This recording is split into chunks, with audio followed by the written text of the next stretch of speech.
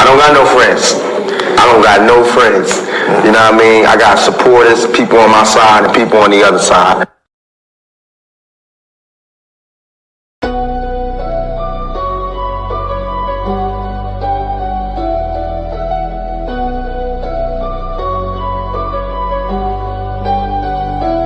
Welcome to the shift where the whole room blows. DMG vibes got the city on go. Stand on what you know, every mind gon' grow. Just you flat, I'm with you, let the whole world know.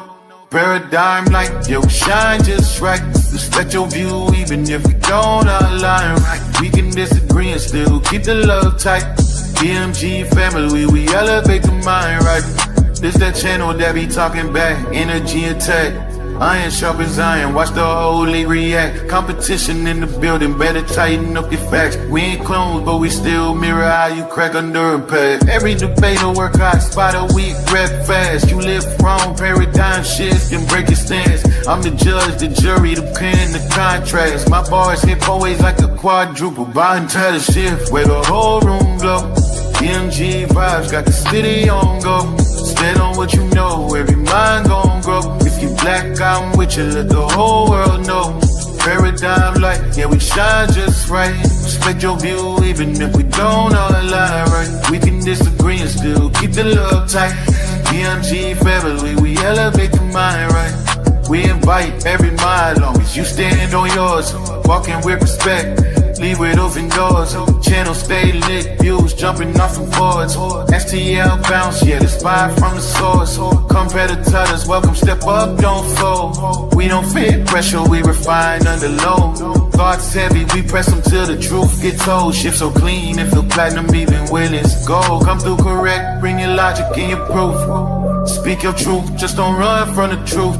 We debate with grace, that's the paradigm groove. Flow so smooth, even turbulence move. Welcome to the shift where the whole room go.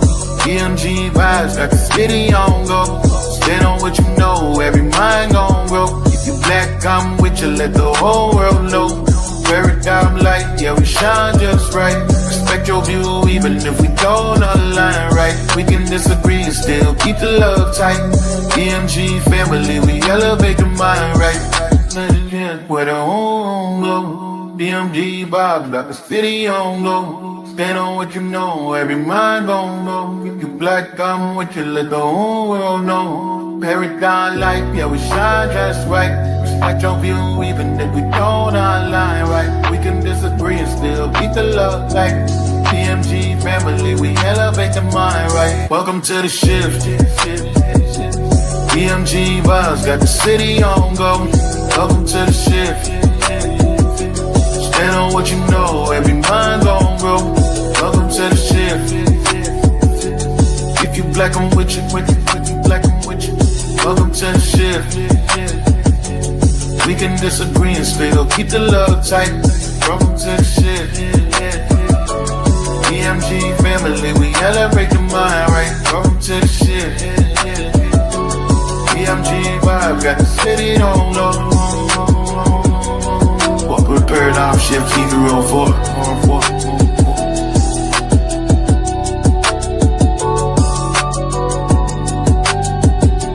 Y'all know I say that greeting for one reason and one reason only.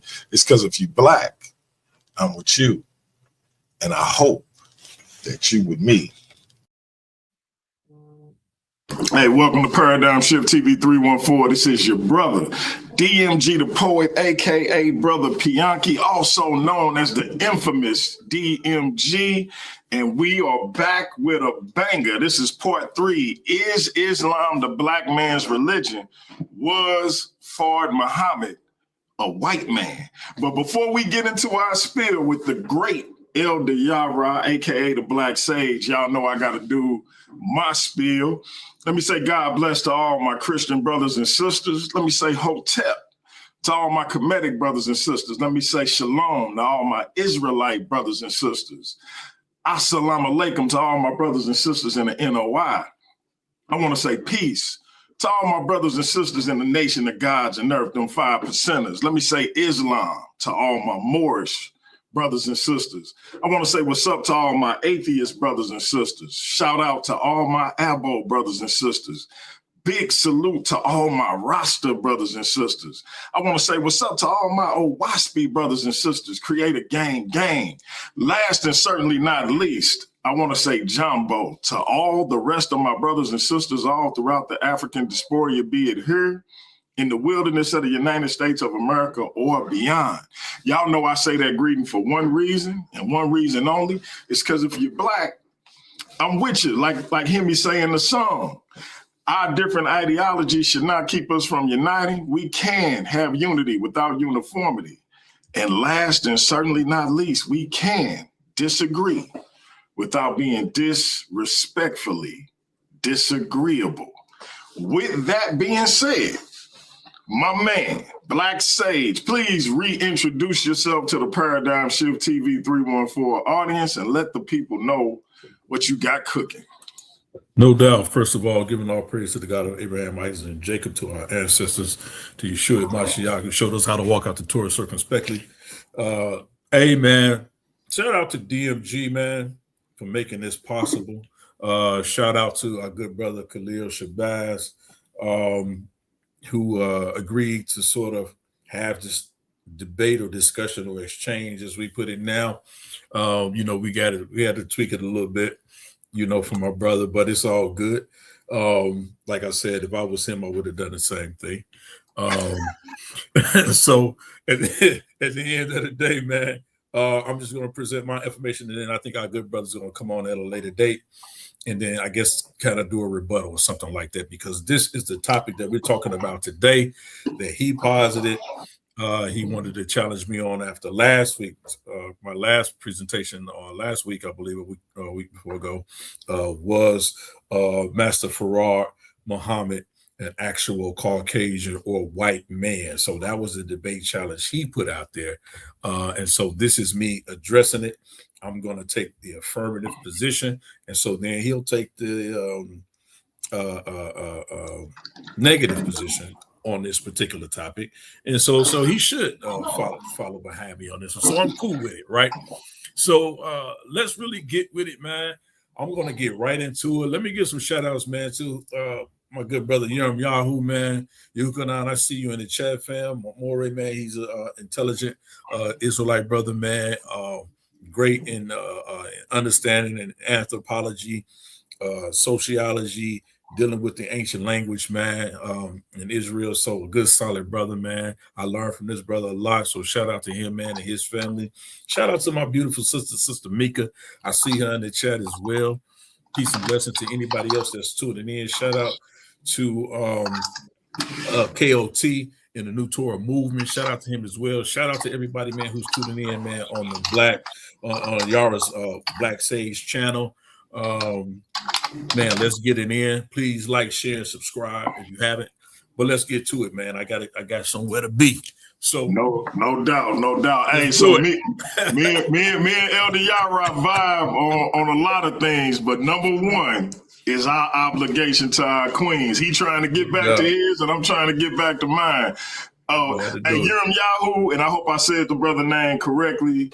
Yahoo, I'm gonna put my email in the chat, brother. Hit me up, man. I want to get you on for an interview, presentation, whatever you want to do. But my email is in the chat. Yeah. Very, very powerful brother, man. And like I said, hey man, it's all good. So I want to share my screen if you don't mind, man. If you have anything else, man, I want to get into it. Hey, shout out to the moderators. Shout out to everybody in the chat. We appreciate you. And let's continue to get this thing popping, man. Yeah. And I want to say to my good brother Shabazz, Assalamu alaikum, this is not a personal attack on the brother. This is not a personal attack. I don't know him personally, right? This is strictly about the information. So, but we're going to deal with it, and we're going to deal with it in the way that hopefully our people, and this is why this is important. I want to say this, right? That's why I say the Most High know everything, right?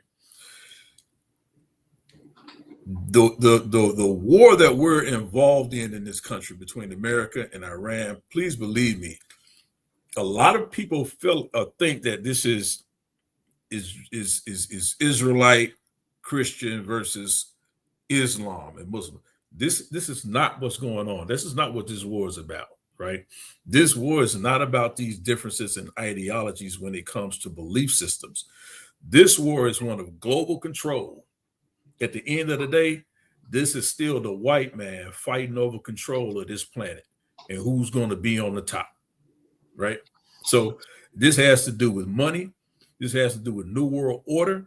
This has to do with who's going to control the masses, right? And so that's what we're seeing.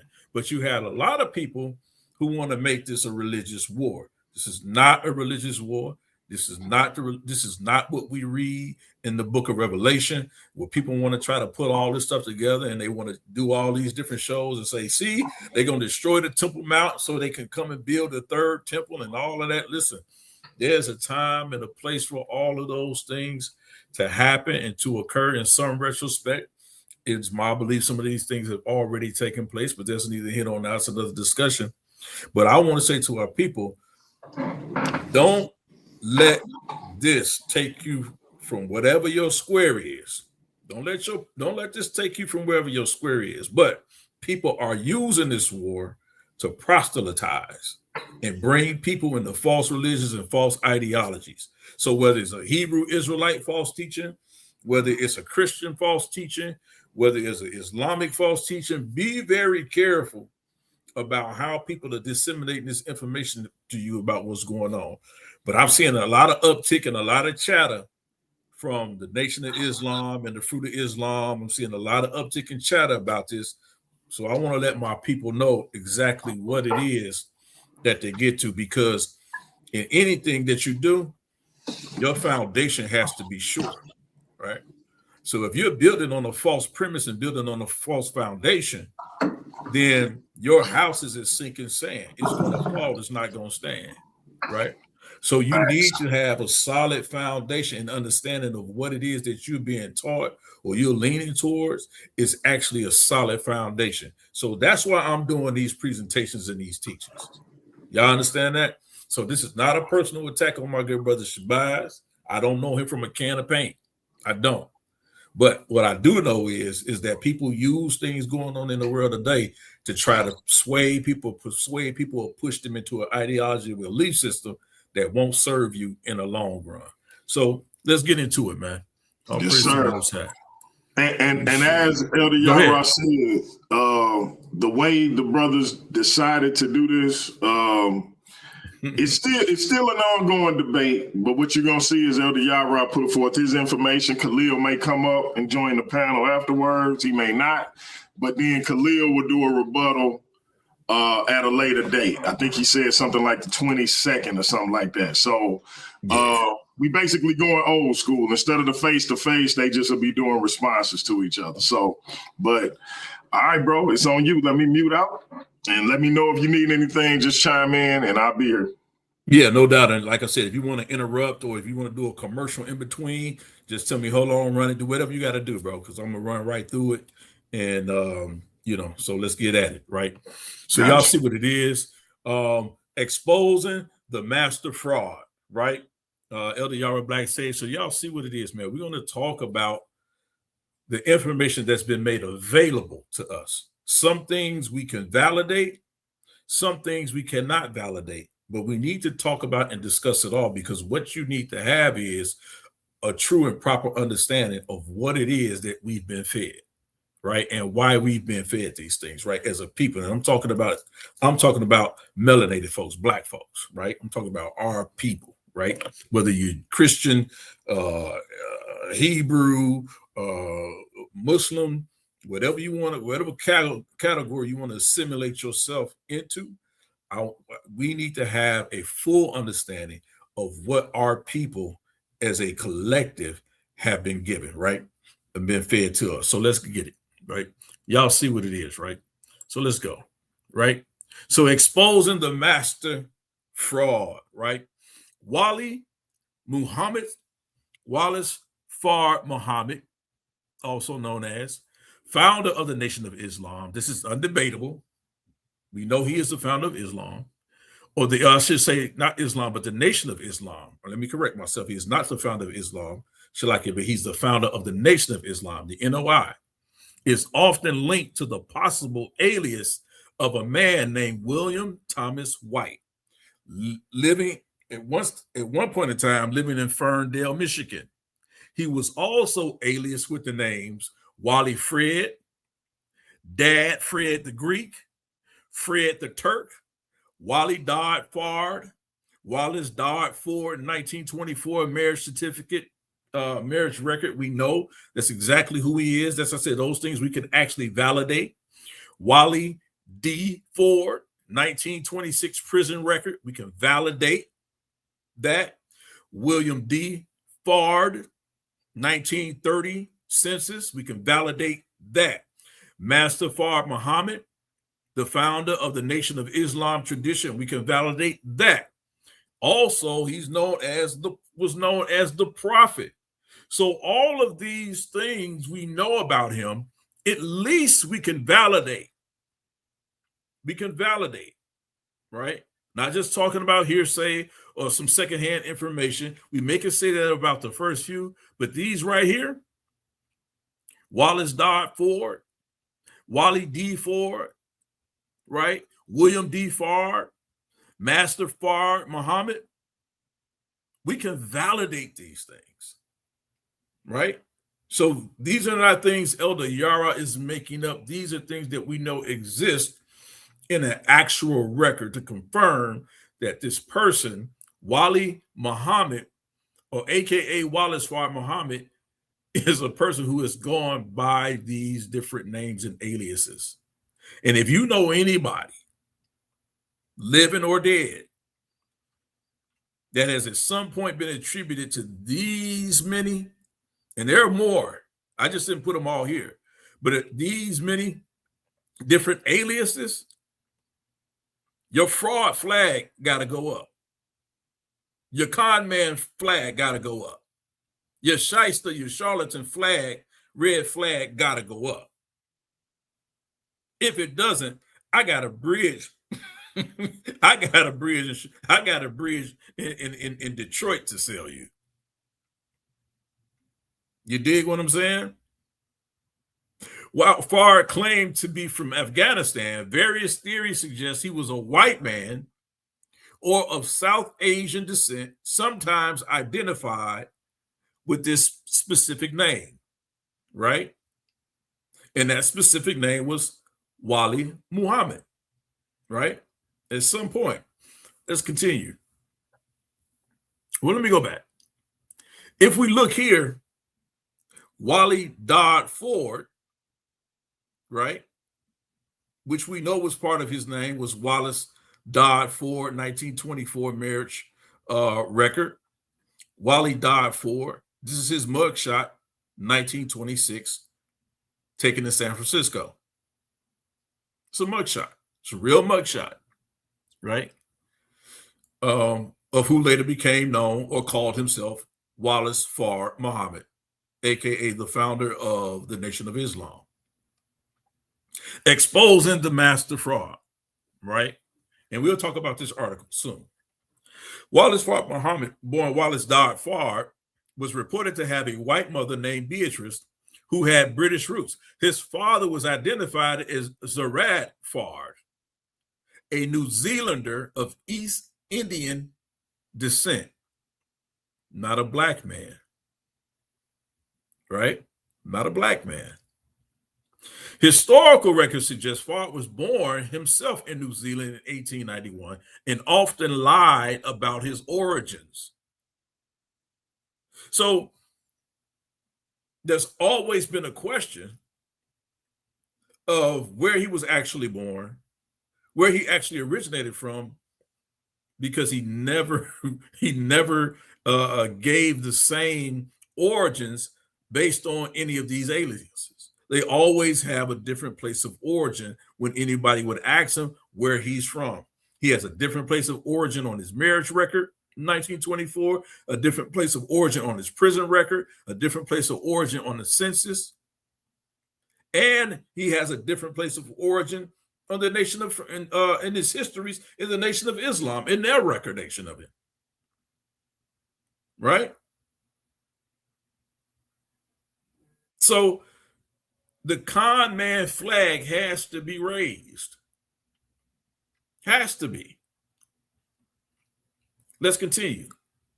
But we're talking about proving is he a white man.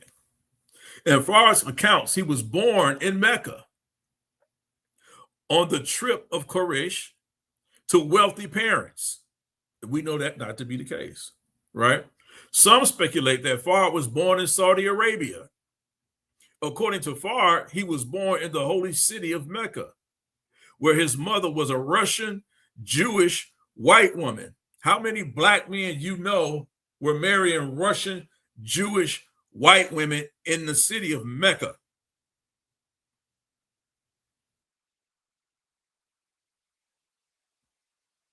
Right? Anywhere from between 1891 to 1913.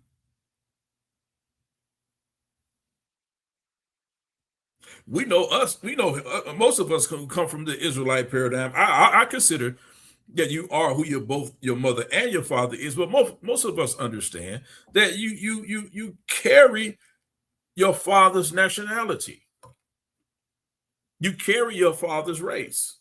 You are who your father is, right? That doesn't mean you disregard your mother's race or nationality, in which we know his was a Russian Jewish white woman.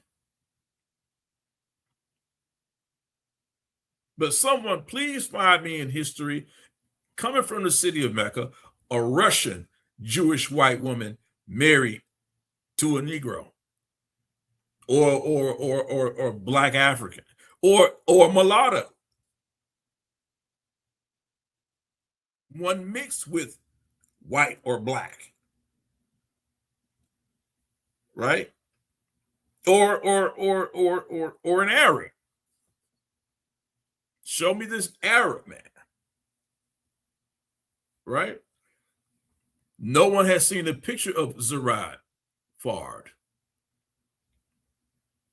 who supposedly was his father of East Indian descent.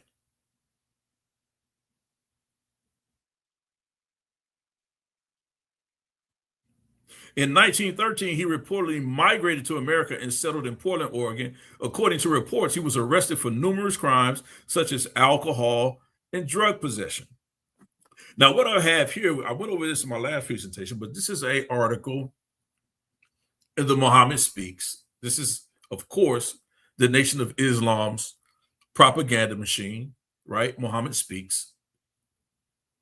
And he talks about, this is Elijah Muhammad, and he says, beware of phony claims. And he puts $100,000 prize up to prove the charge that this man, right, is not this man. I'm going to show y'all something too. It's wild. But that this guy right here, y'all take a good look at his face. And I'm not just talking about facial recognition, but let's look at what they're telling us, right? This is the actual front page of the article of the Muhammad Speaks. When Muhammad says, look, prove that this guy is this guy. Because Elijah Muhammad's claim is that this is a phony. And this guy is not this guy. Let's continue. Exposing the master fraud. In 2025, new research by Kevin Morris and Anton Beatty shows undoubtedly identifies Wallace D. Farrar. Beatty and Morris uncovered a manifest revealing that someone named Wali Dad Khan or Wali Dad Khan traveled from Hong Kong to San Francisco in 1907 on the SS Coptic. Wali Dad Khan was associated with tamale vendors, and Fard was known to later use the name Wali Dad. This is Beatty 2025, pages 9 through 16. Review of W.D. Farrar's First Footsteps in America. Beatty 2025, pages 17 through 45. So now we have another alias of Wali Dad Khan who supposedly was on a ship manifest, right? Whose name showed up there on this ship coming from the city of Hong Kong to San Francisco in 1907. This is important right here, right? Because we're going to validate this. We're going to validate this, that this guy, Wali Dad Khan, is Master Farad Muhammad, or becomes later known as Wali Farad Muhammad. Watch this. And so if you look over here, in 1907, the Essex Coptic was built in 1881. It operated under the White Star Line, opening in a new service from Southampton via Cherbourg to New York. This historic vessel, known for her earlier Pacific service, was part of a fleet transition during that period, right? So we know that this ship was at sail during this time, right? But we're still going to validate this manifest, right? Let's continue. In 1913, he reportedly migrated to America and settled in Portland, Oregon. According to reports, he was arrested for numerous crimes, such as alcohol and drug possession. That's this guy, clearly right here, who I'm going to show and prove that it's this guy. The same one Elijah Muhammad says that it wasn't, and offered up this phony $100,000 reward for that he was never going to pay. But watch this. We're going to watch this, right? So in 1926, it was recorded that Fard himself served a prison sentence in San Quentin Correctional Facility. After his release, he moved to Detroit, Michigan on July 4, 1930. He stated that he resided in America to free Black Americans from their form of living, as it was half slave and half free, right? So when you look at this actual prison record from San Quentin Correctional Facility, right? I want y'all guys to notice something, right? You see here, it says Los Angeles. His place that he originated, right, or that he was living at the time, it says Oregon, right? June 12, 1926, right? Now look, it says W.D. Farrar, or W.D. Farrar. So we know who this guy is. It says something else right here, but you can't read it, but I'll bring you guys back to that later, right? But this gentleman here is this gentleman here, who I'm going to show is this gentleman here, right? So again, we have Wallace Farr Muhammad, who was born Wallace Dodd Farr, or W.D. Farr. Here he is, W.D. Farr. That's him. Make no mistake about it. That's your founder of the Nation of Islam. This gentleman right here, you can see it right here. All you do is shave his hair off. It's the same dude right here. But we're not just going to go off liquorship. Let's continue. Hey, Elder Yarah, listen, man. Yes, sir. You can help me out, because I don't know if I'm right about this. I don't know if I'm experiencing cognitive dissonance because of what the nation then meant to Black people. But I keep finding myself wanting to hit you with that Will Smith and the Muhammad movie. Do not speak ill of the prophet. I'm like, why do I got the urge to say this, man? Hey, listen, man. Since I've been doing this, bro, listen, trust me, I'm on the lookout for Brother Baines. Trust me, I'm on the lookout for good Brother Baines. You know, the one who set up Malcolm. No doubt. He was Malcolm X handler. So I'm looking out for Brother Baines, man. Trust me. He's still out there. I just had to ask that question, man. I'm like, man, I'm experiencing cognitive dissonance in real time. Go ahead, bro. Go ahead. Hey, man, it's all good. So watch this. All of these things are important, so I need y'all to really follow me. So this is from the Berkeley Institute for Islamic Studies, right? This is not Elder Yarah's source. I want everybody to say this. Everything that I showed, this is not Elder Yarah's source. I'm just synthesizing the information so you guys can see it, that it's out there, because there are some scholars that are out there that are doing it, but in our community, no one's taking this position, right?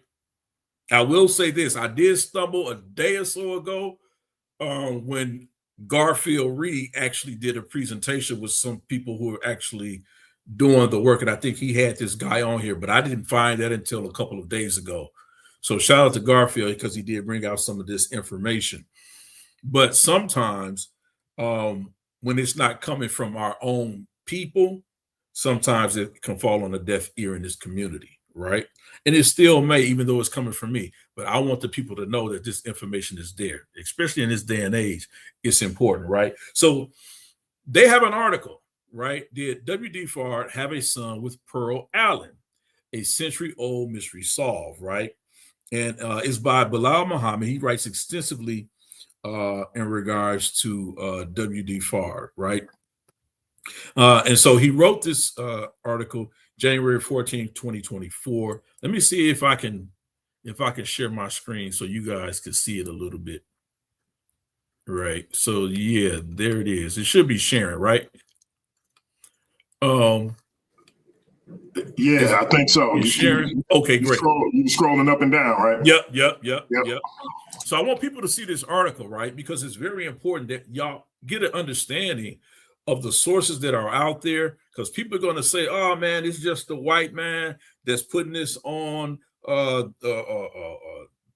Prophet Farad, Farad Muhammad, and just want to take us down and all of that, but this article is not written by a white man. Go look who Bilal Muhammad is.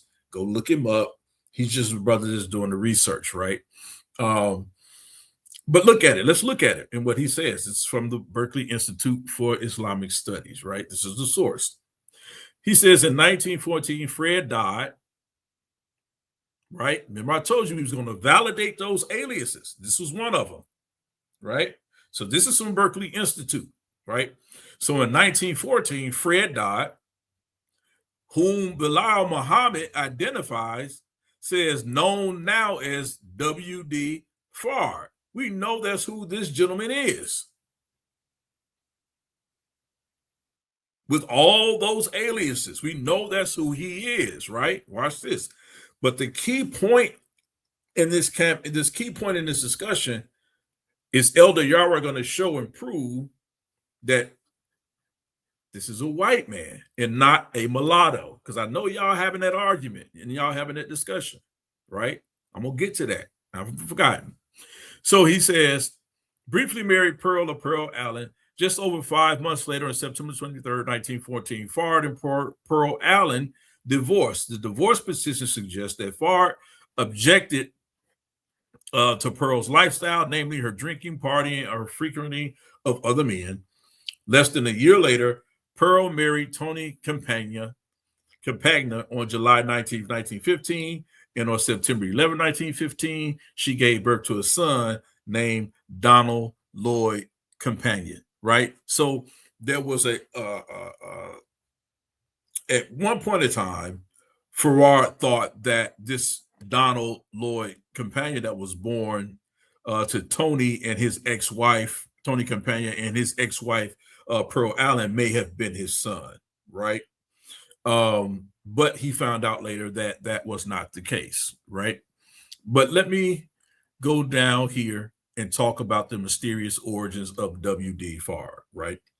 It says, for a nation of Islam adherents, W.D. Fard, known to them as Master Fard Muhammad, was from Mecca, Arabia. His father said to have been a black-skinned man, and his mother was said to have been a white-skinned woman.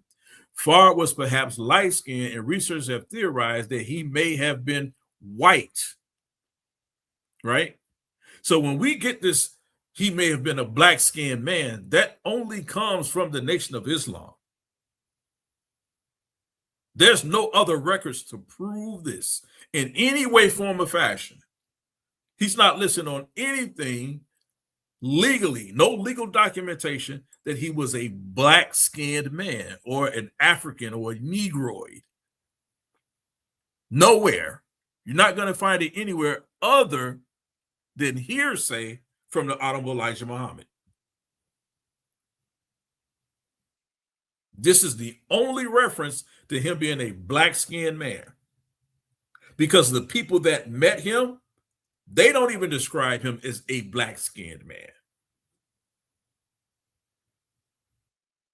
They say he looked Pakistani or he looked like a white man. But let's continue. Farr was perhaps light-skinned, and researchers have theorized that he may have been white. He may have been white, a New Zealander, Arabian, Persian, Turkish, Syrian, Syrian, Indian, Afghan, Greek, Jewish, Jamaican, Bosnian, Algerian, Albanian, and African American. And if he was an African American, we would have called him a mulatto. But there's no evidence of any of that, right? What complicates things is that Farr covered his tracks well, giving different origin stories to different people, and he would eventually disappear without a trace in 1934. Maybe he did actually get on that mother plane, but I won't do that. The extent, I'll show you where he wasn't. But the extent photographs of Farr also make him appear racially ambiguous. In other words, because of his actual complexion in the photographs that we have of him, you couldn't tell if he was a white man or a mulatto. But they knew where he wasn't a black-skinned man. We know the photographs don't give us any of that. That only comes from the mouth of the Honorable Elijah Muhammad. Other than that, no photographs, nothing else that we know of him, nothing that was taken. Nobody that ever met him ever said that, except for Master Farrar Muhammad. We got to think about that, right? The national origins of W.D. Farrar will help researchers understand where he got his unique religious teachings from. The NOI theology is partly original and partly a smorgasbord of different influences. In his book, Finding W.D. Farrar, Morrow, which is Andrew Morrow, or Dr. Andrew Morrow, is a PhD researcher and scholar who writes about W.D. Farrar and his mysterious origins, explores possible connections that Farrar's teachings have with esoteric forms of Shiaism. However, even if this was the case, does that definitely prove that Farrar came from a Shia Muslim or Alawites or Ismailia or Druze or Al-Haq part of the world? Or could it be that Farrar found these doctrines during his sojourn in America in the same way that he studied the Jehovah's Witness? Because at one point we know he was listed as a Jehovah's Witness. Researchers also have no consensus on Farrar's intentions. Excuse me. On Farrar's intentions. Was he a con man? Was he an agent? COINTELPRO? Right? Trying to stir schisms or divisions in dissent? Or was he genuinely calling people to salvation? None who directly heard W.D. Farrar preach ever noted an identifiable accent. According to a 1935 article in the Chicago Daily Tribune, Farrar may have known Arabic. Elijah Muhammad claimed that Farrar's Arabic handwriting was masterful, and his son Akbar Muhammad claimed to have seen Farrar's Arabic writing. In Binion's 1938 article, he says that Farrar read directly from an Arabic-only copy of the Quran. Somebody please tell me, from the time that we know he was in San Francisco to the time he was in San Quentin, which he probably could have learned because he was there about 3 or 4 years. He could have learned Arabic while in prison in San Quentin. He ain't got nothing else to do but time to read. So it's possible he learned it there. But in 2013, researcher Paul Guthrie sent Bilal Muhammad, this author of this article, a copy of 2 Nation of Islam membership cards issued by Fard in Detroit in 1932. He told me that they were taken at NOI exhibit. They include Arabic handwriting, purportedly from Fard, which may be the best extant physical evidence. However, several languages use Arabic script, and we cannot be sure that these samples were written directly by W.D. Fard, right? So here they are. Y'all can take a good look at them, right? Y'all can take a good look at them, right? And this is the Arabic handwriting that they're talking about right here, right? Let's go down a little further. Here's another card, more Arabic writing that they claim Farrar actually wrote himself, right? So it's important that I show y'all this article because I'm going to show y'all something else later on. It's going to trip you out. It says Malaya learned from her grandfather that Pearl was originally from Bly, Oregon. So let me go back up, right? So it talks about the companion connection, right? So we already know that there's no evidence that this companion guy was actually his son or he descended from there. But watch this. As Morrow notes in his book, there's detailed information about the descendants of Donald L. Campagna, and many of these individuals are still alive. He said, I curiously follows the trail, and I came in contact with two members of Campagna family. They still live in Oregon, where W.D. Fard and Pearl were married. So again, validating the fact that we know Farrar Muhammad was somewhere at some point of time living in Oregon. That's important, right? Because on his arrest card or his prison card, it talks about him being or at some point living in Oregon. So we can actually place him there, this W.D. Farrar, right?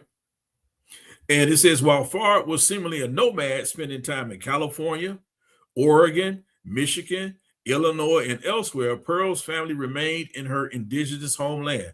They lived in Colquhoun and Klamath Falls. He says, my main contact, Malaya Campagna, is the great-granddaughter of Donald Lloyd Campagna, who had been the new husband of Pearl Allen, who was the ex-wife of W.D. Farrar. She was incredibly helpful and cooperative, and she was driven by curiosity about her own origins.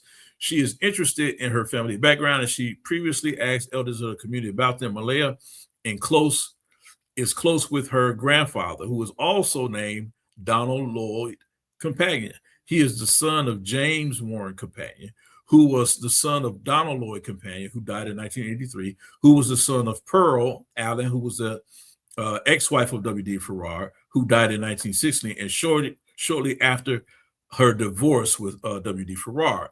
I have to read this to you guys because later on, I'm going to show you something that's going to make you scratch your head.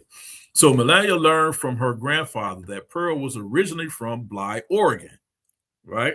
That's that connection again, which is an unincorporated community in Klamath County. Pearl was married several times. And according to Malaya's grandfather, Pearl would still party and frequent different men while she was married.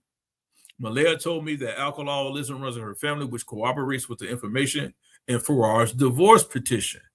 According to Malaya, her family is unsure of the identity of the biological father of the deceased John Lloyd Campagna. So now there's a question, according to their family, of the biology, or who's the biological father of Donald Lloyd Campagna, which Farrar thought was his son, or could have been his son. The latter siblings were apparently adopted out, and they go by different names. Malaya had read briefly about a W.D. Fard, but she did not know that he was the founder of a modern religion. I spoke to her about Fard, my research and his relevance to civil rights and Black history. Through her grandfather, Malaya kindly sent me the following 2 pictures of the original Donald Lloyd Companion, the son of Pearl Allen, who Wallace Farrar thought may have been his son. Now, why would he think that this man could have been his son? So you mean no dominant features, no dominant traits, nowhere. He thought that this man was his son. And here he is again, the same guy who he thought, Wallace Farrar thought that he was his son or could have been his son. And y'all remember this face because I'm going to show y'all something at the end of this presentation. Y'all remember his face, right? Please just remember his face, right? So for comparison purposes, here are the police mugshots and Detroit Free Press photos of W.D. Farr, right? Now, y'all can look at these pictures. This is him when he's arrested in San Francisco. This is him, his head shaved. He's still in prison in San Quentin, right? But we do know that this guy is W.D. Farr. We know that. We know that's who this is, right? And if you look at this side profile here, remember this? The younger profile picture that everyone shows, that the Nation of Islam always shows of Wallace D. Farrar, that side profile. Remember, they only show that side profile of him. But I found the second photo that they have of him, the second painting of him that they have of him. I'm going to show y'all that in a minute. This is only an older version of that side profile. Just let's keep going.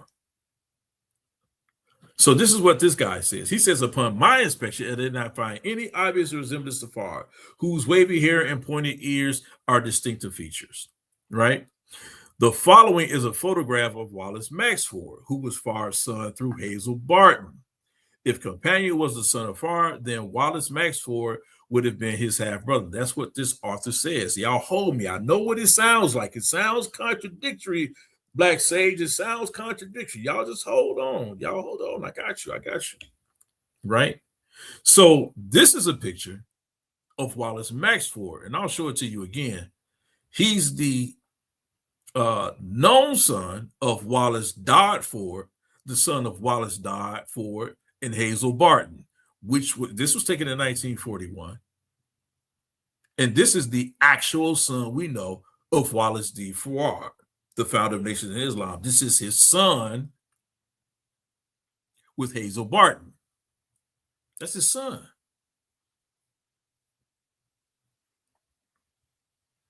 That's his son. Now, either he has the weakest genes ever, or the mother, or here, Hazel Barton and Pearl Allen's genes are so much more stronger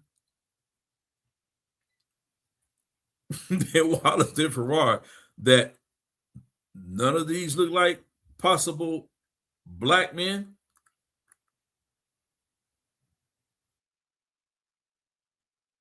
Not even down to your son, nowhere. But I'm not stuck on the looker ship. We're going to move forward, right? We're going to move forward. They talk about DNA testing. They can't do the DNA test, and basically what it says, since we cannot come to certain by studying these photographs, a DNA test is warranted, right? He says you can't even rely on looking at the photographs for certainty. Whose son is who's not whose son. He said a DNA test is warranted. He said, I bought a saliva test kit from 23andMe for Malaya's living grandfather, Donald L. Compagnia, the great-grandson of Pearl. I also bought a kit for Malaya. If Donald Compagnia really is the great-grandson of W. Farrar, then we would have approximately 12.5% of his DNA, give or take. Since we are fairly sure that Farrar came from outside of North America, and since it's perhaps likely that he came from a Muslim country, then a DNA test of his alleged son should show some non-Caucasian ethnicity. Farrar may have evaded the paper trail, but he cannot escape DNA. Here are the results. Unfortunately, Donald Compagnia misspelled his first name, but that does not change the results. The U in the second table below is Malaya, right? So here is Donald Campagne's DNA, who Wallace Farrar thought may have been his son, right? So they're looking at, indigenous American. This is the daughter, or this is the great granddaughter over here, almost 69%. Over here, you see that this Donald Campagne dude is 56.4 European, right? Southern European, Italian, Spanish, Portuguese, broadly Southern, Northwest European, British and Irish, Scandinavian, broadly Northwestern, Ashkenazi, Jewish, Eastern European, broadly European, East Asian. So there's no doubt, right? There's no doubt in our minds that Donald Campagne is a whole European, right? His European DNA, right? Here's the problem. So let's keep going, right? You can see it here, right? That's his DNA here versus the great-granddaughter, right? So here's her again here. This is him again, right? You see basically European or indigenous American, right?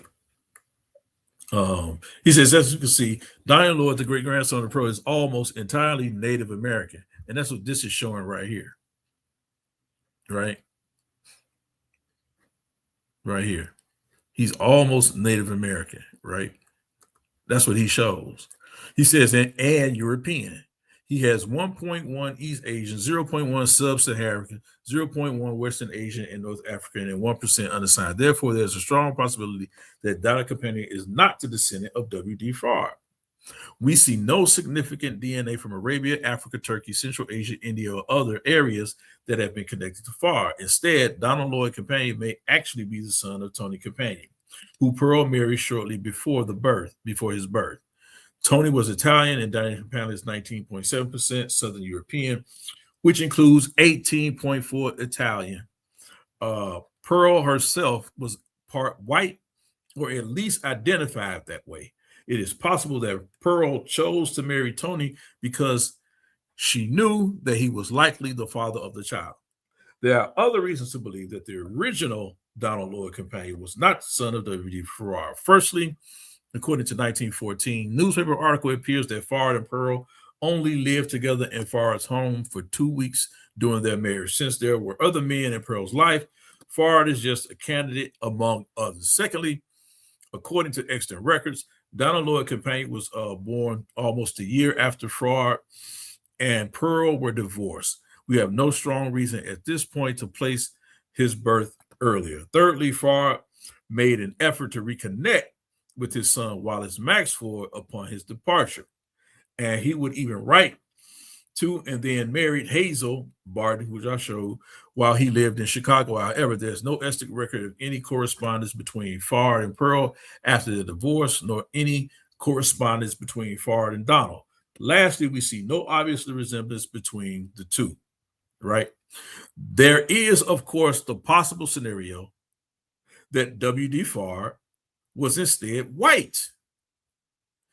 And he had a child with Pearl, Allen, that he did not know or care about, and that the birth date of the child was fabricated, and that the child inherited his mother's appearance. However, given the research that places the origin of Farr as somewhere in the Eastern Hemisphere, and given an aforementioned doubts, I believe the scenario is highly unlikely, right?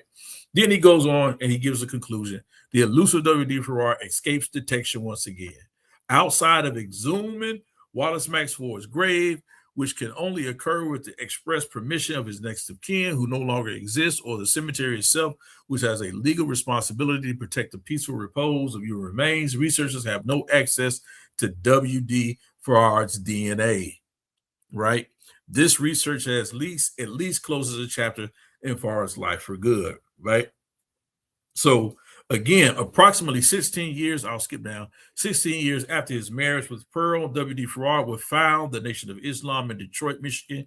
He gave Native Americans an honored position as a member of the Aboriginal peoples of the earth alongside Black people. Farrar even called Caucasians white devils, a term he may have learned from Native Americans. Then he says, I heard further documents pertaining to WD Farrar on Earth. And I'm going to tell you why this is important, that I had to show you this article, right? I had to show you this article about this guy whom Bilal Muhammad, the author of this article, doesn't necessarily, he can neither confirm nor deny that this is not Farrar Muhammad's son. He can neither confirm or deny it, right? DNA didn't help him, but y'all remember this face. Y'all remember this face, right? So let me go back to my presentation so we can continue.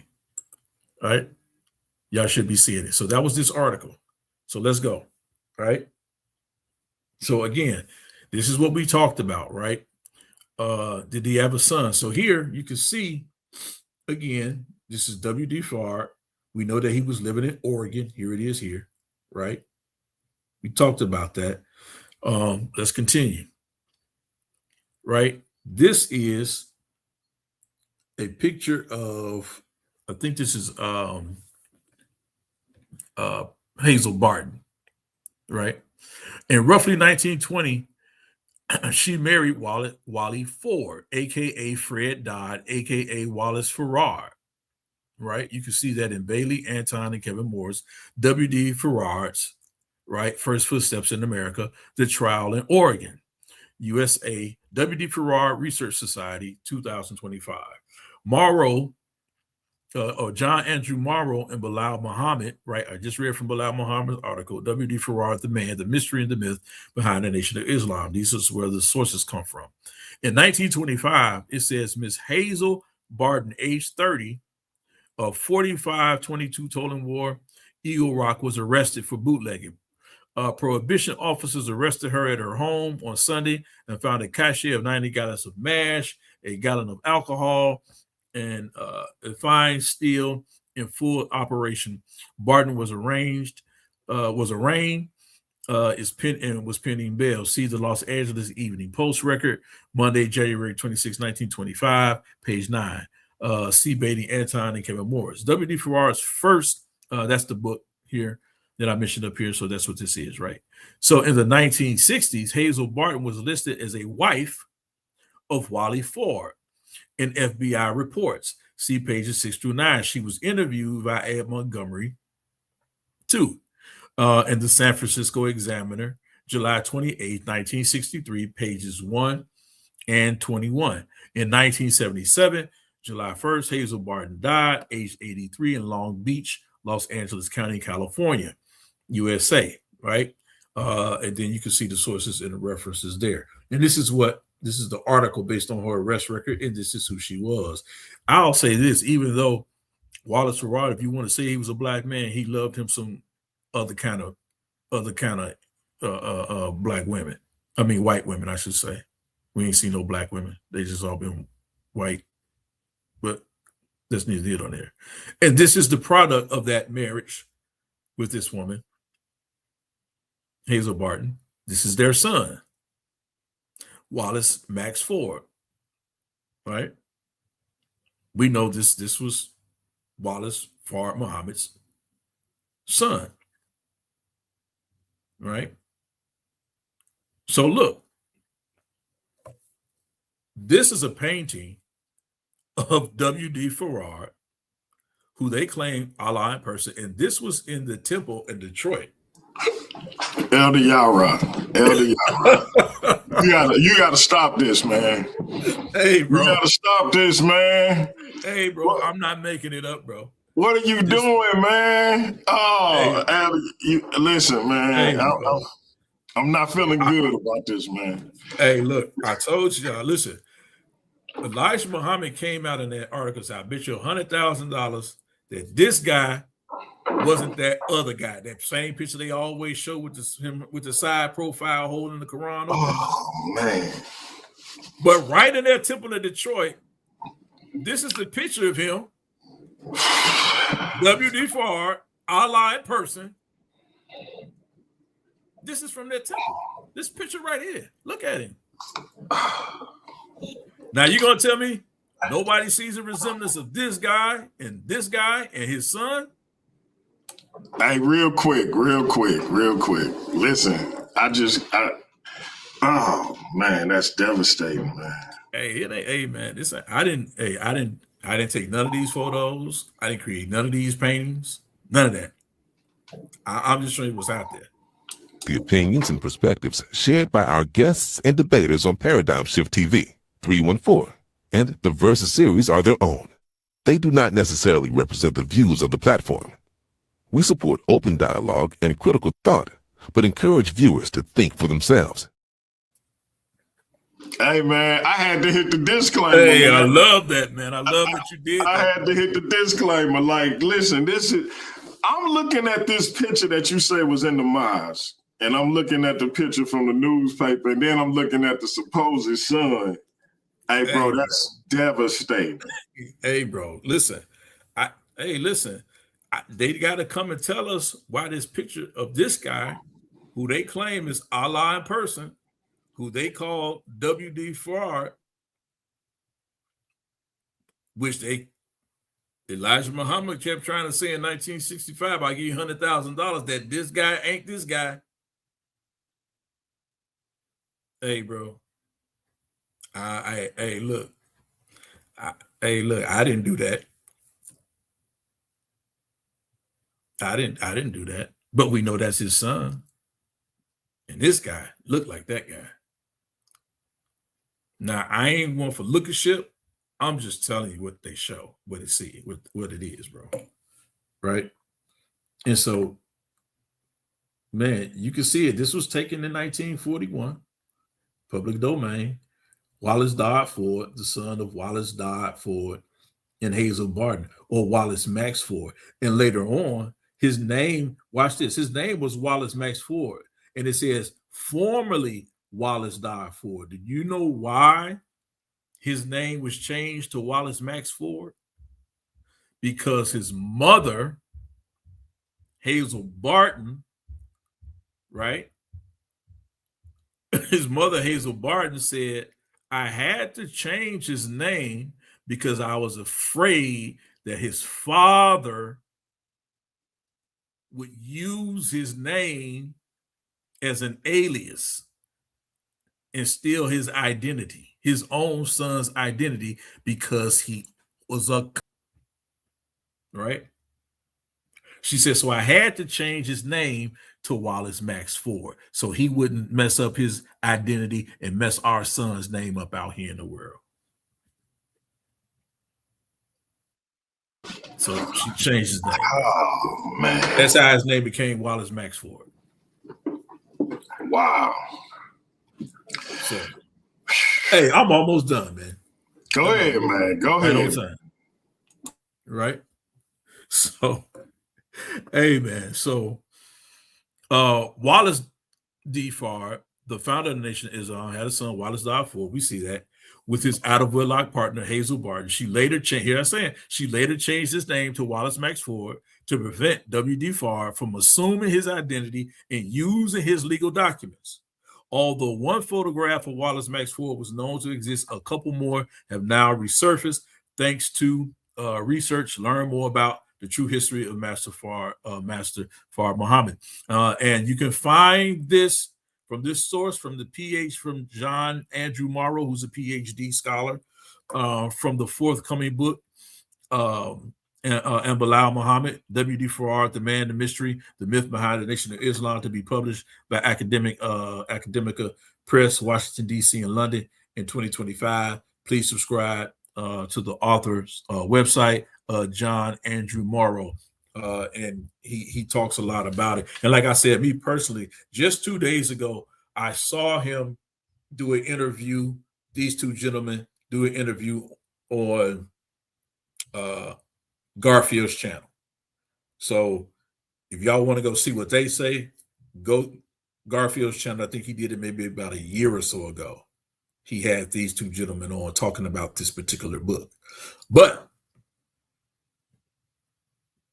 the boy's mama had to change his name because Wallace D. Farrar had a habit of assuming identities, man.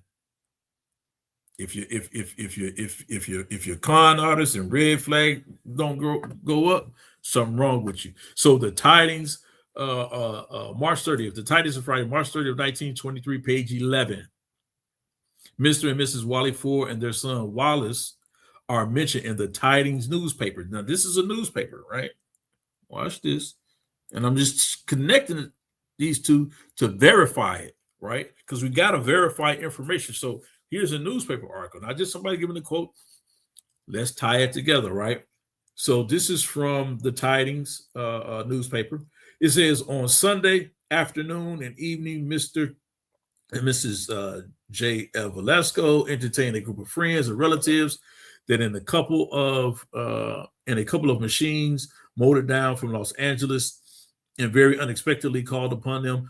Those forming the party were Mr. and Mrs. Wally Ford and their son Wallace, Mr. and Mrs. Thomas E. Woods and son Mr. and Mrs. E.J. McDonald, Velasco Jr., and so on, Bobby McDonald. It says the McDonald couples, both seniors and juniors, are members of St. Mary's Church in Los Angeles and sang some beautiful religious music while at the Velasco's home. Wow, this is important because now we know that Wally Ford, Mr. and Mrs. Wally Ford, and their son Wallace did exist outside of this source. They did exist. Here they are mentioned in this news article here, right? And this is how you verify that these people actually existed and they had a connection to each other. And if you go back, let me see if I can do it real quick. I want to show y'all something. Right here. Remember that article mentioned that they were from Los Angeles? Here's Wallace Ford again. Los Angeles on his arrest record, and also Oregon. So we know he's been placed in both these places where we know this article says that this guy, who is this guy, and his son were with their mother, his mother, in this particular article right here. Right? So it's the Tidings newspaper, March 30th, 1923, page 11. Right? Now watch this. Highland Park boy drowns while serving in the Coast Guard. This is important to know. Right? It says, word was received here last Friday, August 7th, of the death of another Highland Park youth in the service of his country. Wallace M. Ford, which was Wallace Max Ford, 21-year-old Coast Guardsman of 4776 Hub Street, died at sea last August 3rd while on duty in the Atlantic Ocean area. He graduated at Franklin High School in the winter class of 1940, and he is the son of Mr. and Mrs. C.O. Elevazier of the Hub Street address. Right? Now, ask yourself again, how is Wallace M. Ford the son of Mr. and Mrs. C.O. Elevazier, right? Which is a Jewish name, right? Who are these people? Right? When we already know Wallace M. Ford is the son of Wally Ford and son in Hazel Barton. Another potential alias that they were going by. This is why it's been so hard to track this guy down. Now watch this. It says young Ford enlisted in the Coast Guard last November and received his training in Washington, Oregon. There go Oregon again, North Carolina, and Virginia. At the time of his death, which is believed to be by drowning, he had a rating of seaman second class while attending Franklin. Ford was a member of the school's ROTC unit and was prominent in school activities.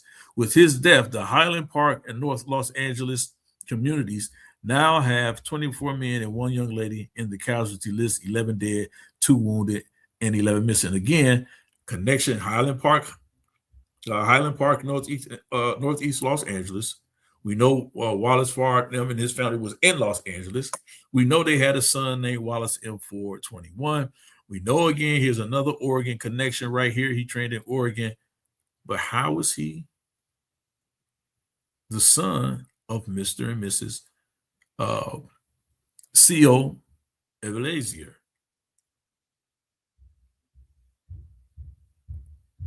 Another alias. Watch this. Let me go down here. Y'all see this guy right here? Wallace Ford, right? This is a yearbook picture from that Franklin High School, right? From that Highland Park High School right here, right? This is what they're talking about. Let me go back and read. Here it is. He graduated at Franklin High School in the winter class of 1941. Here's his yearbook picture. Wallace Ford. Where is he? Right here. Right here. Y'all see? Them ears is almost a giveaway. And that hairline, that's this guy right here. Right? You see that? This picture right here was taken in 1941, a year after he graduated high school. That's him. We got to verify and validate these people. Here he is right here, right? So he's in the right place at the right time, the right name. There he is, right? It all lines up, right? Now watch this. Here's another picture of Wallace M. Ford, but it's dark. You can barely make it out. Now here's where it get interesting, family. Elder Yarah, get to it, right? What we have is Wallace M. Ford's birth certificate, right? We have Wallace M. Ford's birth certificate. Remember we told you that his mother changed his name to Wallace Max Ford because his father had named him Wallace Dodd Ford, and she did not want Farrar to assume his identity or to use his name in an illegal way. But look what we have here, right? There's the mother's name, Hazel Barton, right? She's listed as white. And here's Wallace Ford's name, or AKA Wallace Fard Muhammad, or Wallace Dodd Muhammad, right? This is their child's name. Here's the father's name. Y'all see it where it says right there? In Los Angeles, California, right? They have Hazel Barton, the mother, listed here is a white woman. And guess how Wallace Ford is listed? Guess what he's listed as? Not an African American, not an Indian, but a white man. This is an official document on their son's birth certificate. They list Wallace Fard, or AKA Wallace Fard Muhammad, as a whole white man. Now, y'all can go argue with these records if y'all want to. Don't argue with Elder Yarah. That's his mother, listed as white, Hazel Barton again, and there's the father, Wallace Ford, listed again as a whole white man. I'm not making it up. It's still out there, right? Still out there. Go check it out for yourselves. Watch this. That's our first nail that we know Wallace Ford was legally listed as a white man. Right? Now watch this. Violence, dissension hit the Black Muslims, right? This is from a newspaper article, right, by Ed Montgomery. And look what he says. He says, Ed Montgomery writes, and this is from the San Francisco Examiner. And I believe this was in 1965, San Francisco Examiner. Look what he says. Violence dissension hit the black Muslims. Ed Montgomery writes, Elijah Muhammad and his black Muslims. Let me see. Let me see if I can see it a little bit better right here. It says convened in Chicago yesterday, right? For the birthday of Wallace Farrar, a white man who posed as a Negro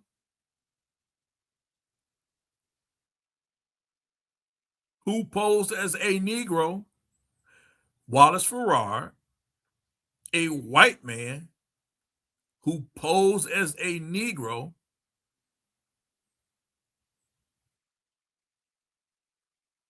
right? And founding a black supremacy cult in 1931, I should say. Not 1901, but 1931. They're talking about the Nation of Islam. That's not Elder Yarah's information.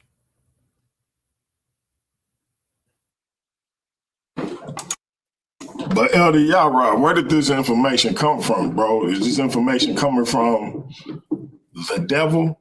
And if it's coming from the devil, can it be trusted? Well, I'm going to go back to this. I don't know why the devil would list him as a white man on his son's birth certificate, and he wasn't. Why would the devil give a black man white privilege? Because that's all that's going to give him. It doesn't make sense. Damn. Yeah, so much for that. Hey, continue, brother. Continue. No doubt. I'm almost done. So this is what they know. Now, I do get it. The FBI lie, they put stuff on us all the time. They do. Hey, listen, I'm the first to admit that. You know what I'm saying? But the FBI, they didn't put this on the birth certificate. Because this is before the founding of the Nation of Islam. He wasn't even on their radar.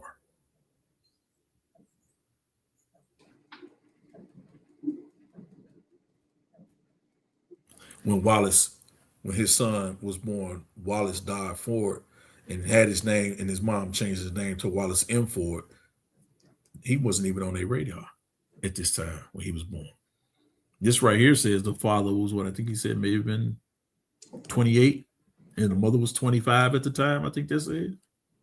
But they're both listed as white on their son's birth certificate. Why would they do that? Don't make sense. Unless he was actually a white man. And here we go again.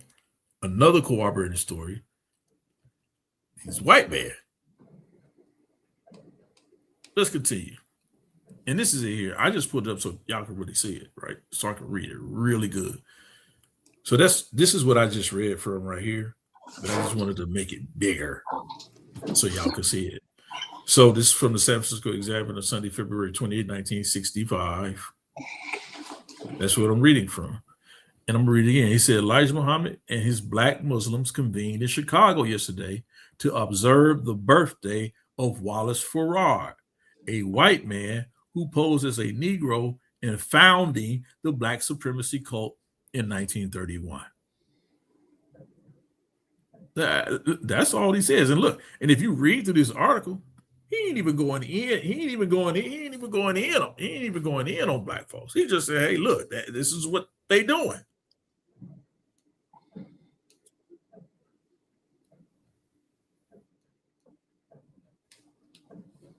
You see? Here it is, same article. Muhammad, whose true name, he's talking about Elijah Muhammad, Honorable Elijah Muhammad, is Elijah Poole.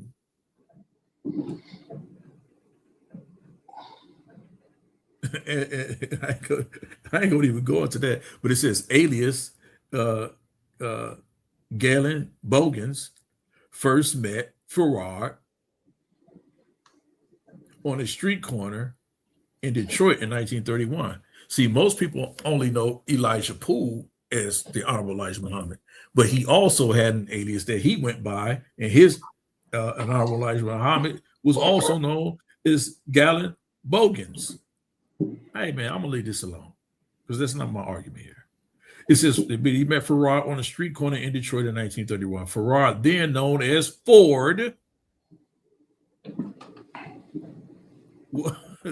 was itinerant, turban-clad silk peddler. He wore a turban by day and the leader of a voodoo doll cult by night. How do we know that to have been substantiated? Because at one point, he was arrested or brought in for questioning that one of his voodoo cult members had performed a ritual killing on a gentleman. I brought this out in my last presentation. But since Farrar didn't actually do the actual killing himself, he was released. But they were actually doing human sacrifices, ritual sacrifices in this actual cult. In this voodoo cult is what they called it. But this is how he even gets on the FBI radar, because of this ritual voodoo killing. Right? It was Farrar who took Elijah. Who took Elijah back in the cult. Eventually ordained him as a minister in the Black Muslims faith under his name Elijah Muhammad, Apostle of Allah. And in May of 1933, Farrar was arrested by Detroit police after an act of human sacrifice was perpetrated by two cult fanatics. He was ordered to leave the state of Michigan. Elijah Muhammad was there when the ritual cult killing happened, and they forced Wallace Farrar out of the state of Michigan because of this ritual cult killings. This is why he's on these people's radar. They were knifing people up and sacrificing. This ain't Yarah's information. Y'all can say the FBI created this and made this up, and there's no. They got a dead body. They know the name of the victims, y'all. Y'all pay attention to, man, of the foundations of the stuff y'all be trying to rest y'all head on. All right. Let's continue. Hey, Elder Yarah, you remember that intro to the Don Illuminati, the Machiavelli album? Yep. When he said, yeah. Why did y'all get this started? Why did y'all get this man started, man? Hey, bro. Hey, man. I'm just telling you what the information is, bro. And then again, they come back again. This is another part of that same article. The guy, he continues on, but he talks about, this is the front page, July 28, 1963. This again from the San Francisco Examiner, Black Muslim fake, right? So here, this is Elijah Muhammad, right? He has an assistant here, and he's sitting in front, in the background. This is the portrait of Wallace Farrar, right? Whom Elijah Muhammad is now teaching that he is Allah in person. That he is actually Allah on earth. Right? So here, they go in this article. Y'all can look it up. Y'all can still read it. They talk about how it says, British father says he is not a Negro. He is a white man masquerading as a Negro. His true name is Wallace Dodd. He was born in New Zealand in February 1901. His father was British, living in New Zealand via Australia, right? We know who he is. It's a white man. Again, there's nothing but the word of this man that ever says that he was a black-skinned man. And if I'm looking at him and you and I looking at him, it wasn't that dark. That don't mean he couldn't have been a mulatto. But ain't too many of us saying that's a black-skinned man. That's a black-skinned man. Cool. That's a black-skinned man for sure. But ain't too many of us saying that's a black-skinned man. Although it could be. Ain't too many of us saying that. Thurgood Marshall. Right? I get that. But no, there's no record of him being anything other than a white man. Not in this article, not in this article, not on his son's birth certificate.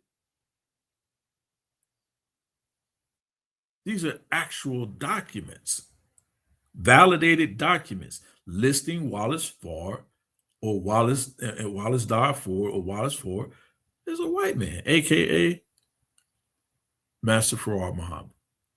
Listing him as a white man, right? Let's continue. Let me show y'all something else. The Muslim prophet is an ex-white, is a white ex-con, right? So it says 5 years before he founded the black Muslim cult, Farrar, under the alias of Wally D. Ford, was booked by Los Angeles police for bootlegging. He was listed as a Caucasian born in New Zealand. And here's the arrest record. Here's the arrest card. And guess what? Here's the city, here's the state they say he lived in, Oregon.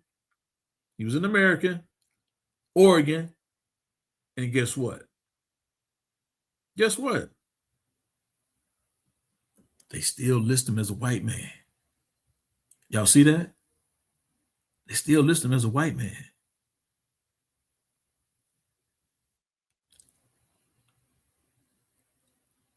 Why does everybody think he's a white man, but you Negroes think?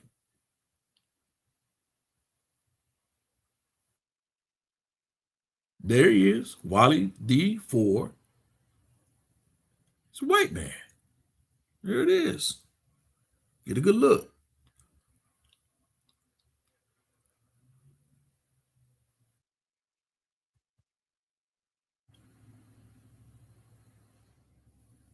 I don't know what the issue is with you guys to keep denying it.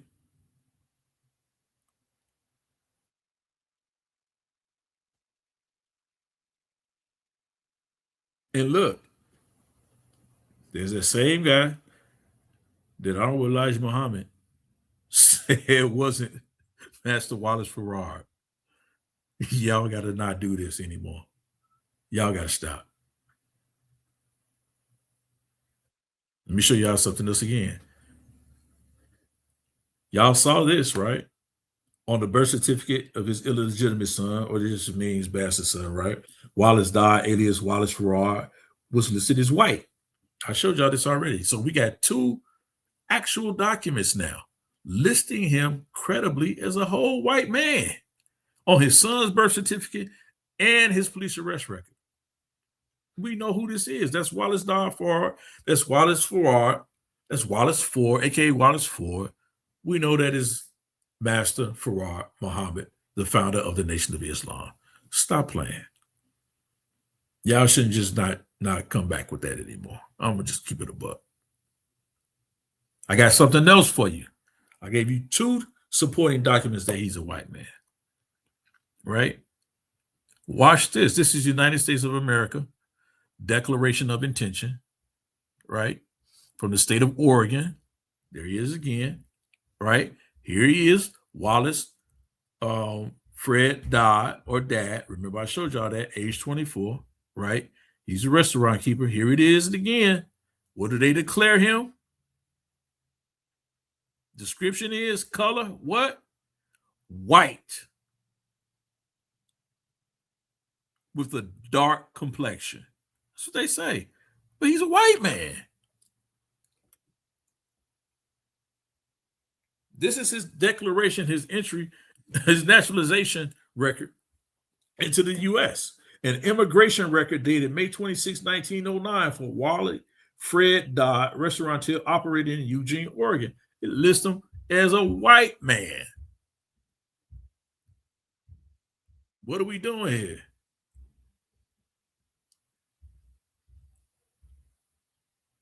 Don't we get lied to enough in this community? We've been getting lied to for years. It's a white man. Y'all go look it up. This ain't Elder Yarah's information. This is, hey, Freedom of Information Act. It's yours to use. I'm almost done. So now we got his declaration, right? With the seal on it, his declaration.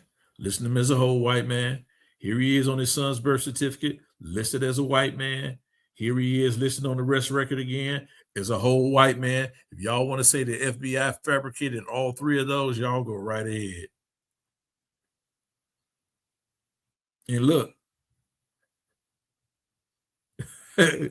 that's Wallace Fred died. That's how we know he can't when he came into here before he had all the thousands of aliases that you see. This is just the bottom half of this. So y'all can see the actual seal of the state of Oregon. Right? And look,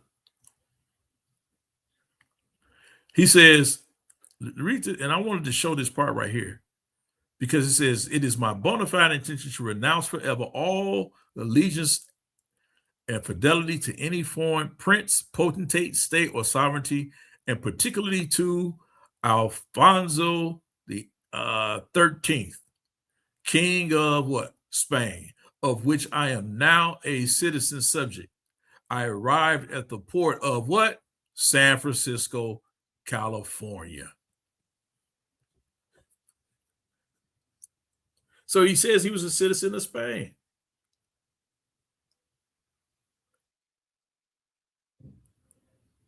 That's on his entry record into the United States.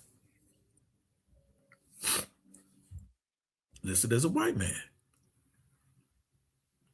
Y'all go read this book right here. An original man, Elijah Muhammad, he talks about Claude Andrew Clegg III. He talks about Farad Muhammad and the true identity of him and the controversy of it. He also agrees, Claude Andrew Clegg III also agrees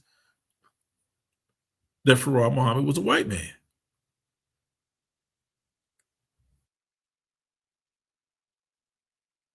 Right? But this is what he said. Remember they kept calling him a dark-skinned white man?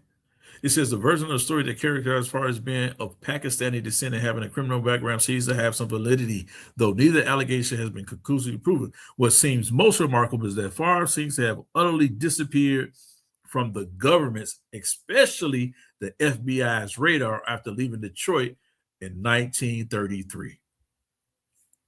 You know why? Because he stopped using those aliases.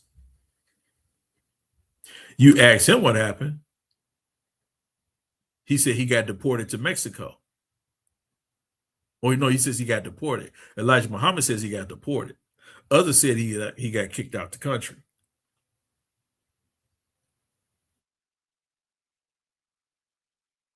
Right?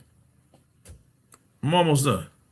This is also another good book that talks about Master Farad Muhammad. Again, this is Claude Andrew Clegg. This is another part of it where he continues it, right? We looked at this, right? I showed y'all this. This is the same guy here that when he was brought in of the Order of Islam, Wallace Farad, while in San Francisco, he was brought in for questioning. Same guy. For another ritual killing. This is before he got to Detroit. And then when he got to Detroit, another ritual killing occurred when he was the leader of that particular cult.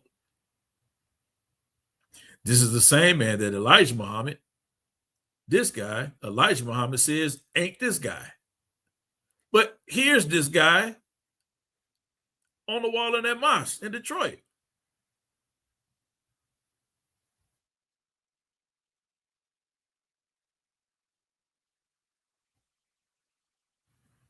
Somebody ain't telling the truth. All right.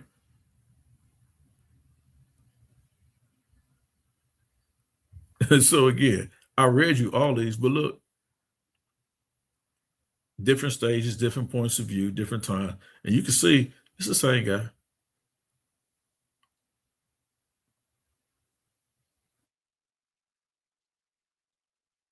Same guy. Right? Y'all can go read. Howard Brotz even suggested that Farr was really Arnold Josiah Ford, a black Jewish rabbi. Because he took on so many identities. And if y'all know who Arnold Josiah Ford is, he's the was the black Hebrew Israelite that went over and met with Haile Selassie. And they claimed that Farr traveled with him, but that Arnold Josiah Ford died in Ethiopia. He came back, and this guy for a time assumed his identity and was calling himself Arnold Josiah Ford because the original Arnold Josiah Ford had died and passed away. Y'all go read about that in Stephen Norwood's H. Prolific and Eulogies May White Devil, Satanic Jews, the Nation of Islam from Farrar to Farrakhan, Modern Judaism. Now, with this, I will say, just for clarity, to me, Eunice G. Pollitt, she is a small hat, and she is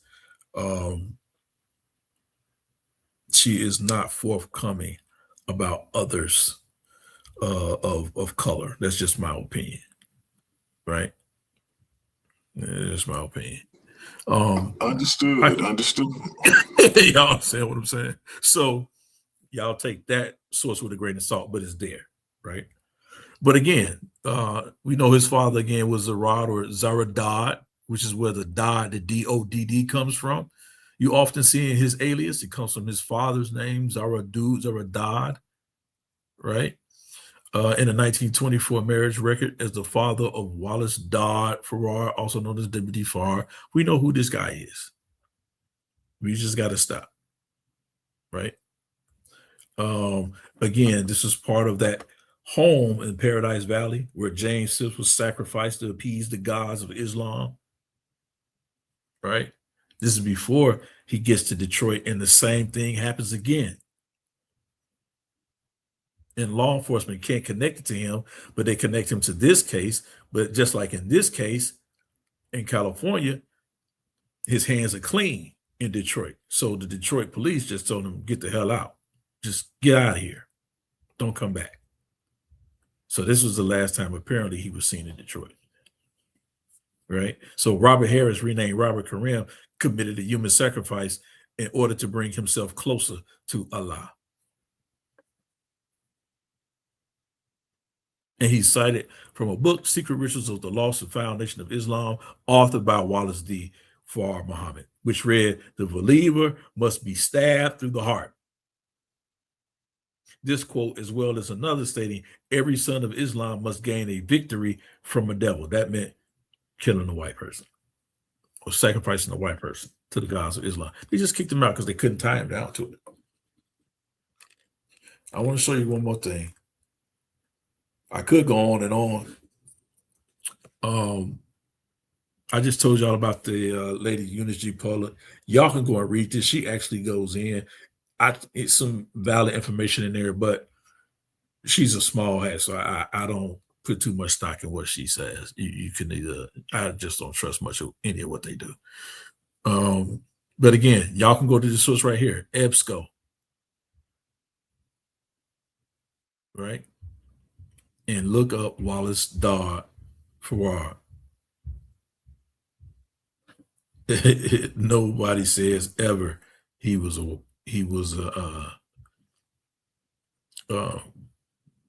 black man, right? I'm just showing this for the source. Y'all can go through it. Nobody ever shows him to be a black man, right? You can get all of this through EBSCO. It's a good source. I mentioned this book several times, right? A.I. Betty and Kevin Morris in their research on Farrar, right? And this is the full photo they took of him from during the time they were dealing with him about this killing. This is a full actual color photo, right? Right here. Right? That's what's on the cover of this book. Right? Let's go down a little bit further. I want to show y'all something else. We know that this is him here. Talks about his Wallace Farrar's Muslim's vision. Right? Now, I want y'all to look at this photo. Y'all see this man right here? This is not W.D. Muhammad, or this is not Wallace Farrar Muhammad. But I want y'all to take a good look at this photo right here, right? Because I want to show y'all where it gets really, really crazy. And you've probably never heard this in this way. I'm going to show it. But as I began to look at this and study this, I was like, okay, right? Now, I'm going to tell y'all something. This young lady here, I met her, right? Not during this time, but I've met her in her older years. I've actually met this young lady right here who's handing this gentleman right here this cake, a birthday cake, right? I actually met her, right? And her daughter, right? But y'all see this man here, right? Remember I said I was going to show y'all something? Watch this. Y'all see him? Let me show y'all something. Let me go back. See how far I can get back up there. All the way back to the beginning. Show y'all something. Show y'all something. The guy that I just got showing y'all who got the birthday cake. Let me see. Where'd it go?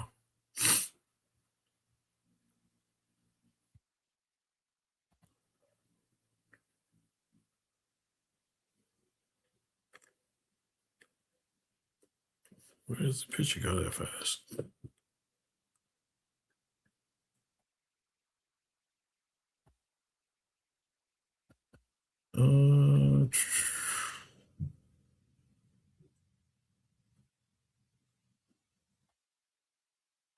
This is where. Let me go back to this link. Share this tab. Remember I showed y'all this article? And I said, remember this face?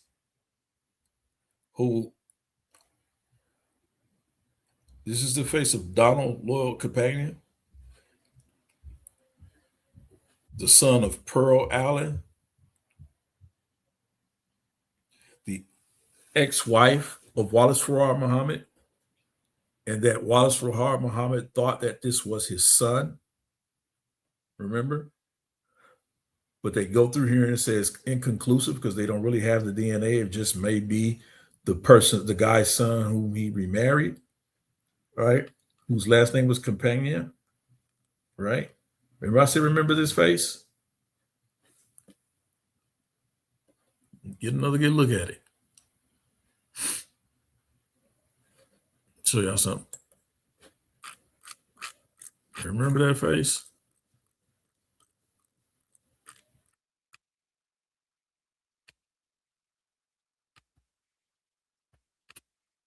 Show y'all something. Then I'm almost done.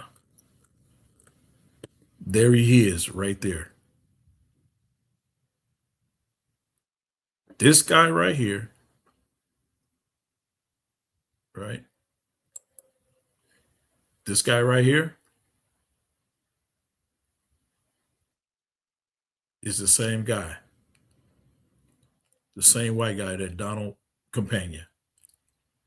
And I'm gonna show y'all something that's gonna trip you out. Y'all see this, right?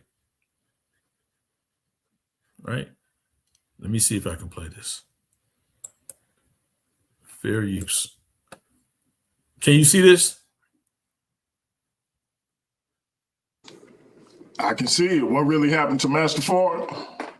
Yep. Can you hear it? Nah, I can't hear it. Oh man, hold on. Let me do where let me go in where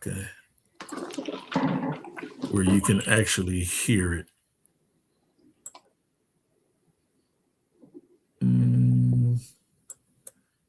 Let me see if that works.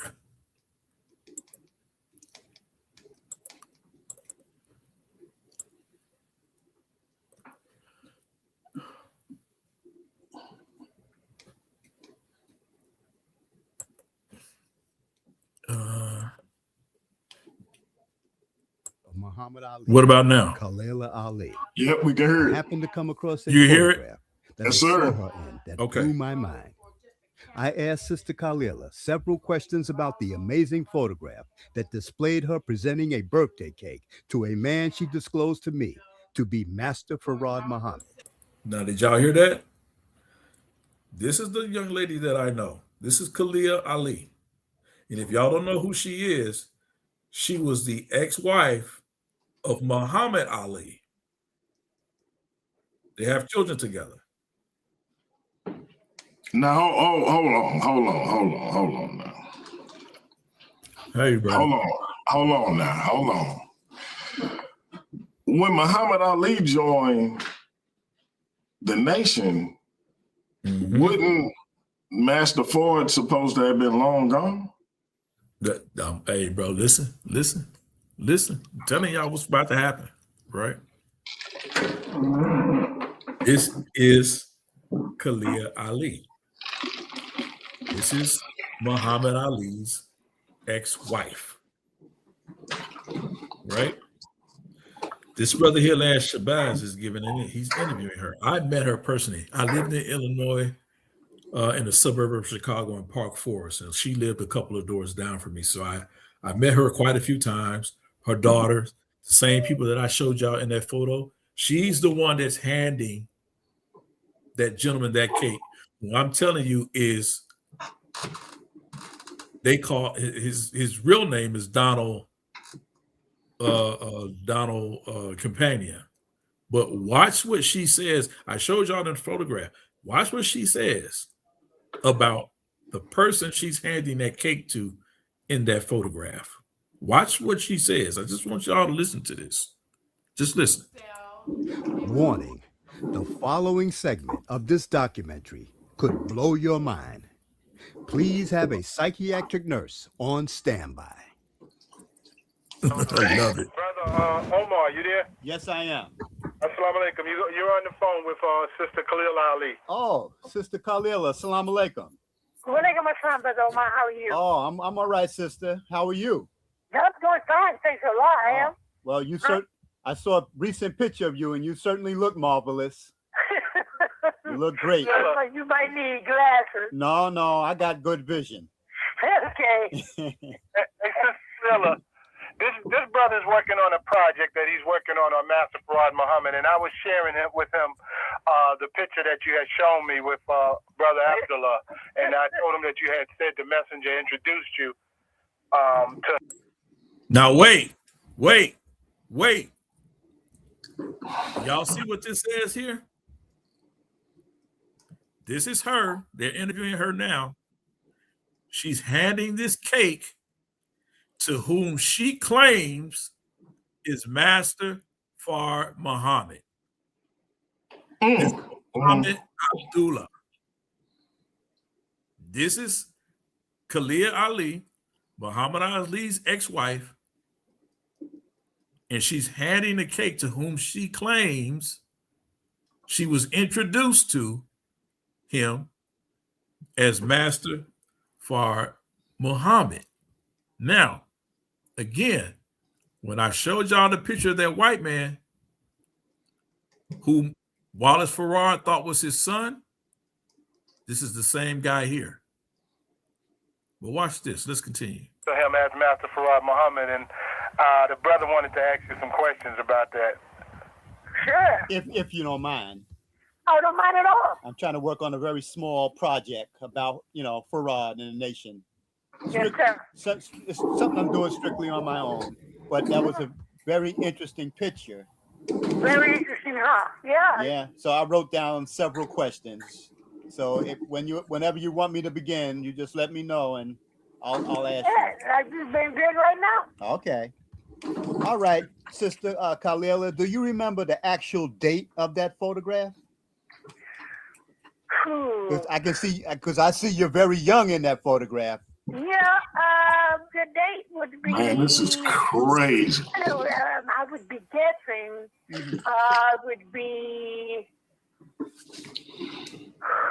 I was divorced from my at the time. So it was in my home. He stayed in my home. All right. We'll move on. Maybe it'll come to you. I was just thinking it'll be like 77. Okay. I think maybe we were divorced 78, 70, so it had to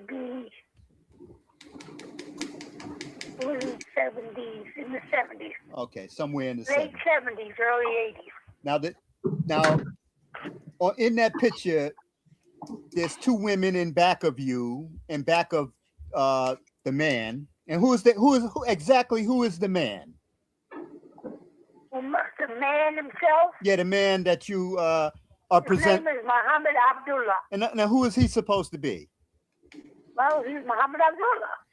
Is he Farad Muhammad formally? Well, I was introduced to him as that, but a lot of people don't believe it, but that's what I was introduced to him as. I can only go back. Now, you hear her say, I was introduced to him as Wallace Farrar Muhammad.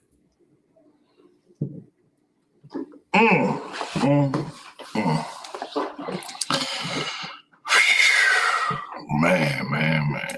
Elder Yarah, man. Now, I'm going to show y'all, just before we leave, I'm going to show y'all who this guy is again. Watch this. And here we go. I'm going to show y'all who this guy is again, man. Show y'all who he is again. Let's go back real quick. And I'm going to show y'all who he is again.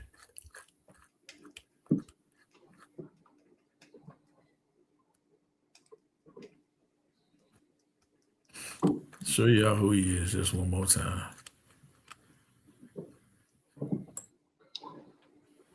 You want to see his face in color? There he is.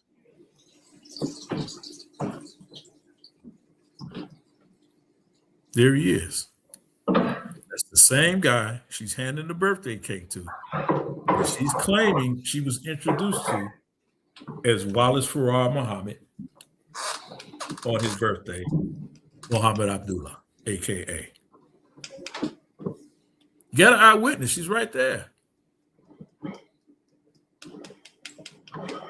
Beautiful thing is, man, you don't got to take Elder Yahweh's word for it. I'm going to end it right there, man. Oh, man, Elder Yarah. I don't even know why I asked you to come back, man. I don't even know why I asked you to come back, man. This is... link is in the chat, family. We not taking a whole lot of people.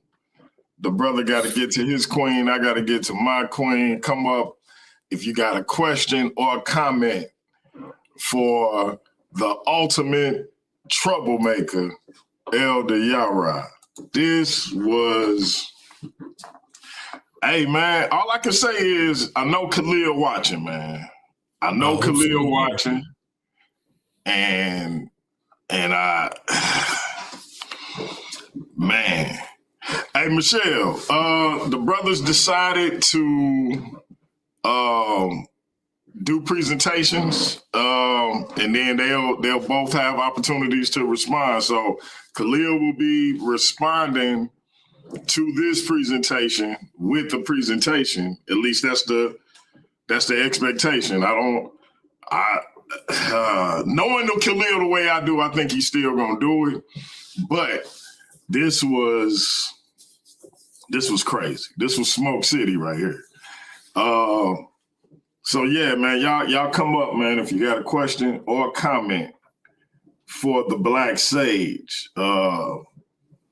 We ain't gonna be up here too much longer, so don't nobody come in. We're gonna make our exit. But this was surgical.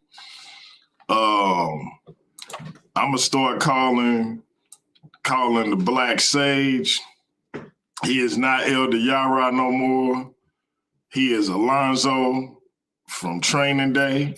And it's because it is. You know, I'm surgical with this bitch, Jake. How you want it? I'm just saying, man, we got a couple of people in the building. Al Morris and Jose Francis. Brother Al, you got a question or a comment for Alonzo from Training Day? Peace to you. Shalom, shalom.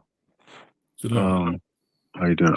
I want to ask, or I want to lay a claim in a way in regards to the history that you was bringing forth about Master Farah Muhammad, Elijah Muhammad, Nation of Islam. Do you find any thing that the Most Honorable Elijah Muhammad taught to be viable? In regards to bringing culture to the American Negro that was maybe the second generation out of slavery, bringing a culture that was outside of the culture that was cultivated during slavery, and bringing the that type of worldview that he was trying to bring.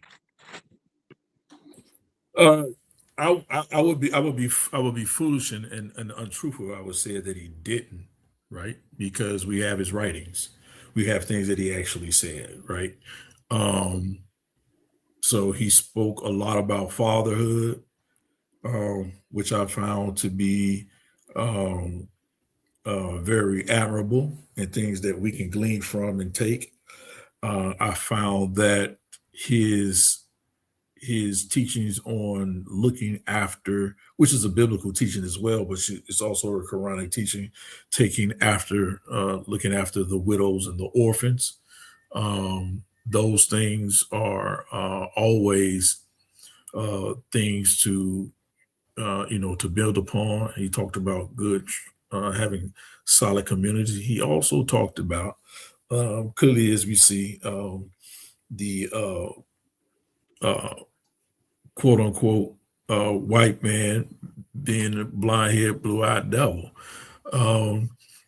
I wouldn't say that is the propensity for all, but we know that history lays the charge at the feet of them being the progenitors of mass destruction, especially of our people. So for him to put it in that terms, I think that is something that was viable and a solid teaching for us as a collective community. But I also think that the vehicle that it's used, right? It's often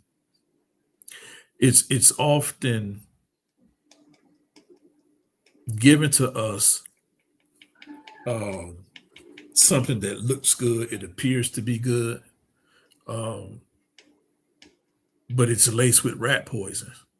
One of my favorite scenes in the movie of Hoodlum, we all ever seen that movie, with Lawrence Fishburne is when he sits down in the ice cream shop and the young man. Excellent movie. Yeah, and the young man brings him his sundae, brings him his banana split. And he looks at it. It looks good, right? It looks good. But he asks the owner, who's always been making his banana split, he says, who made my banana split?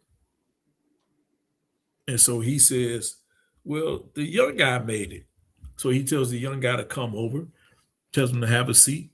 And he says, did the owner tell you I don't like nuts on my banana split? And he said, yes, sir, I forgot. I'll get you another. He said, no, hold on. Did he tell you or not I like nuts, that I don't like nuts on my banana split? So he said, let me tell you how I like my banana split. Yeah, that was a dope scene. He showed him the traditional split. Yeah, and then he showed him how he like his. Traditional split. But then you have what we got, like this Elijah Muhammad, this Farah Muhammad comes around, and he gives us this new way of thinking about it. But if we're just looking at it, it still looks like a banana split to most. But with the trained eye and with the one that's actually in tune and conscious, you already know that this is poison. It might look good, but it's rat poison. And a lot of times, because it looks good to us or it sounds good to us, we eat it anyway, not realizing that we're being fed rat poison simply because it looks good or sounds good. Doesn't really benefit us. And that's the problem with the basis of a lot of these newfound religions. It looks good, but it ain't for you. And that's the problem that we have in our community. We don't challenge. We just take everything. Say everybody else eating it, so we gonna eat it. But ain't nobody looking at it. Them nuts ain't really nuts. That's rat poison. So again, back to your question, he talks a lot of things that were good that we can still use today. But if you look at the whole compass of the meal that he was serving you, we ain't taking the rat poison out. We ain't taking out the parts that's detrimental to us. Right?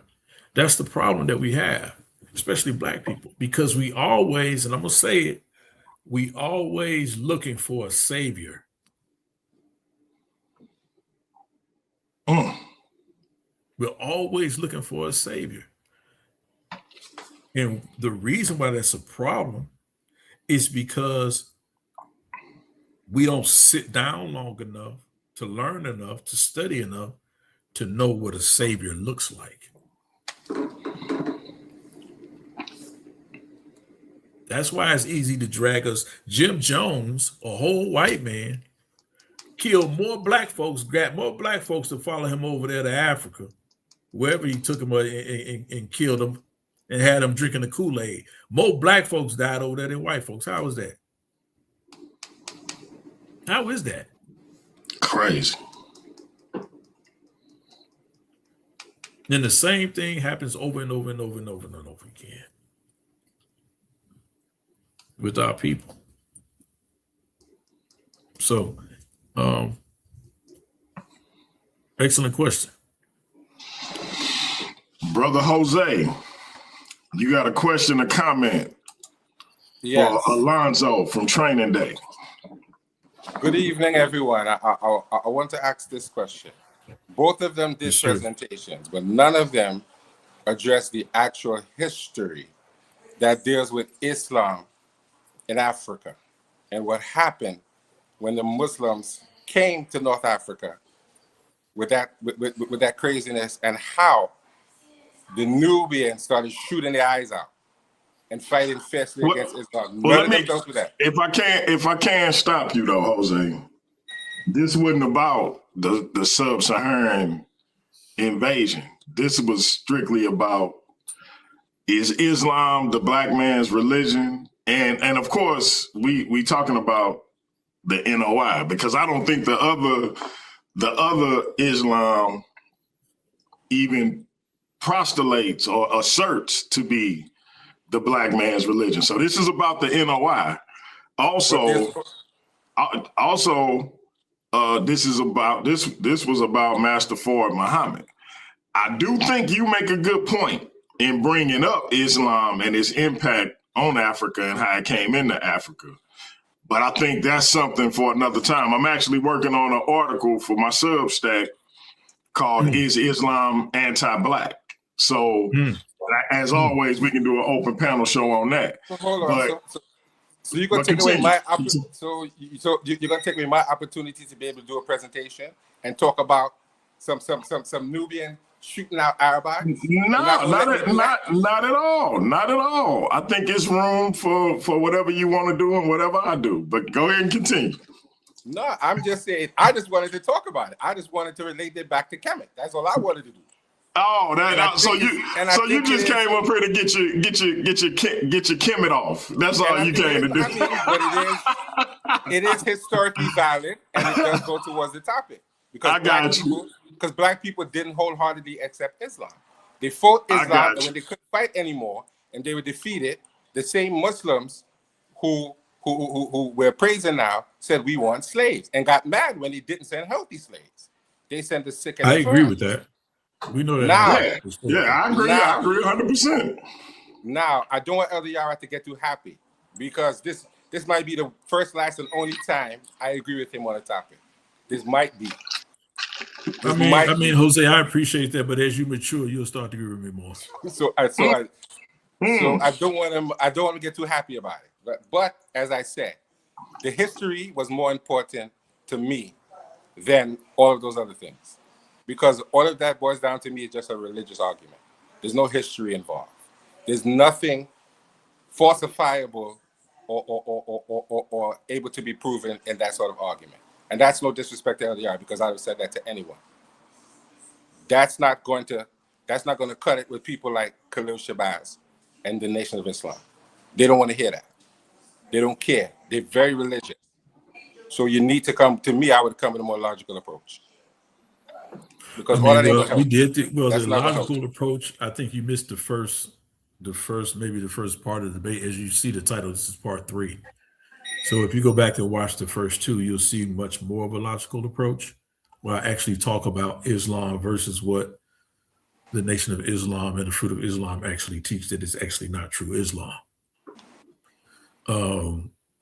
And a majority of the Arab states that we see that are in control today do not practice actual Islam. They practice some form of a bastardized belief.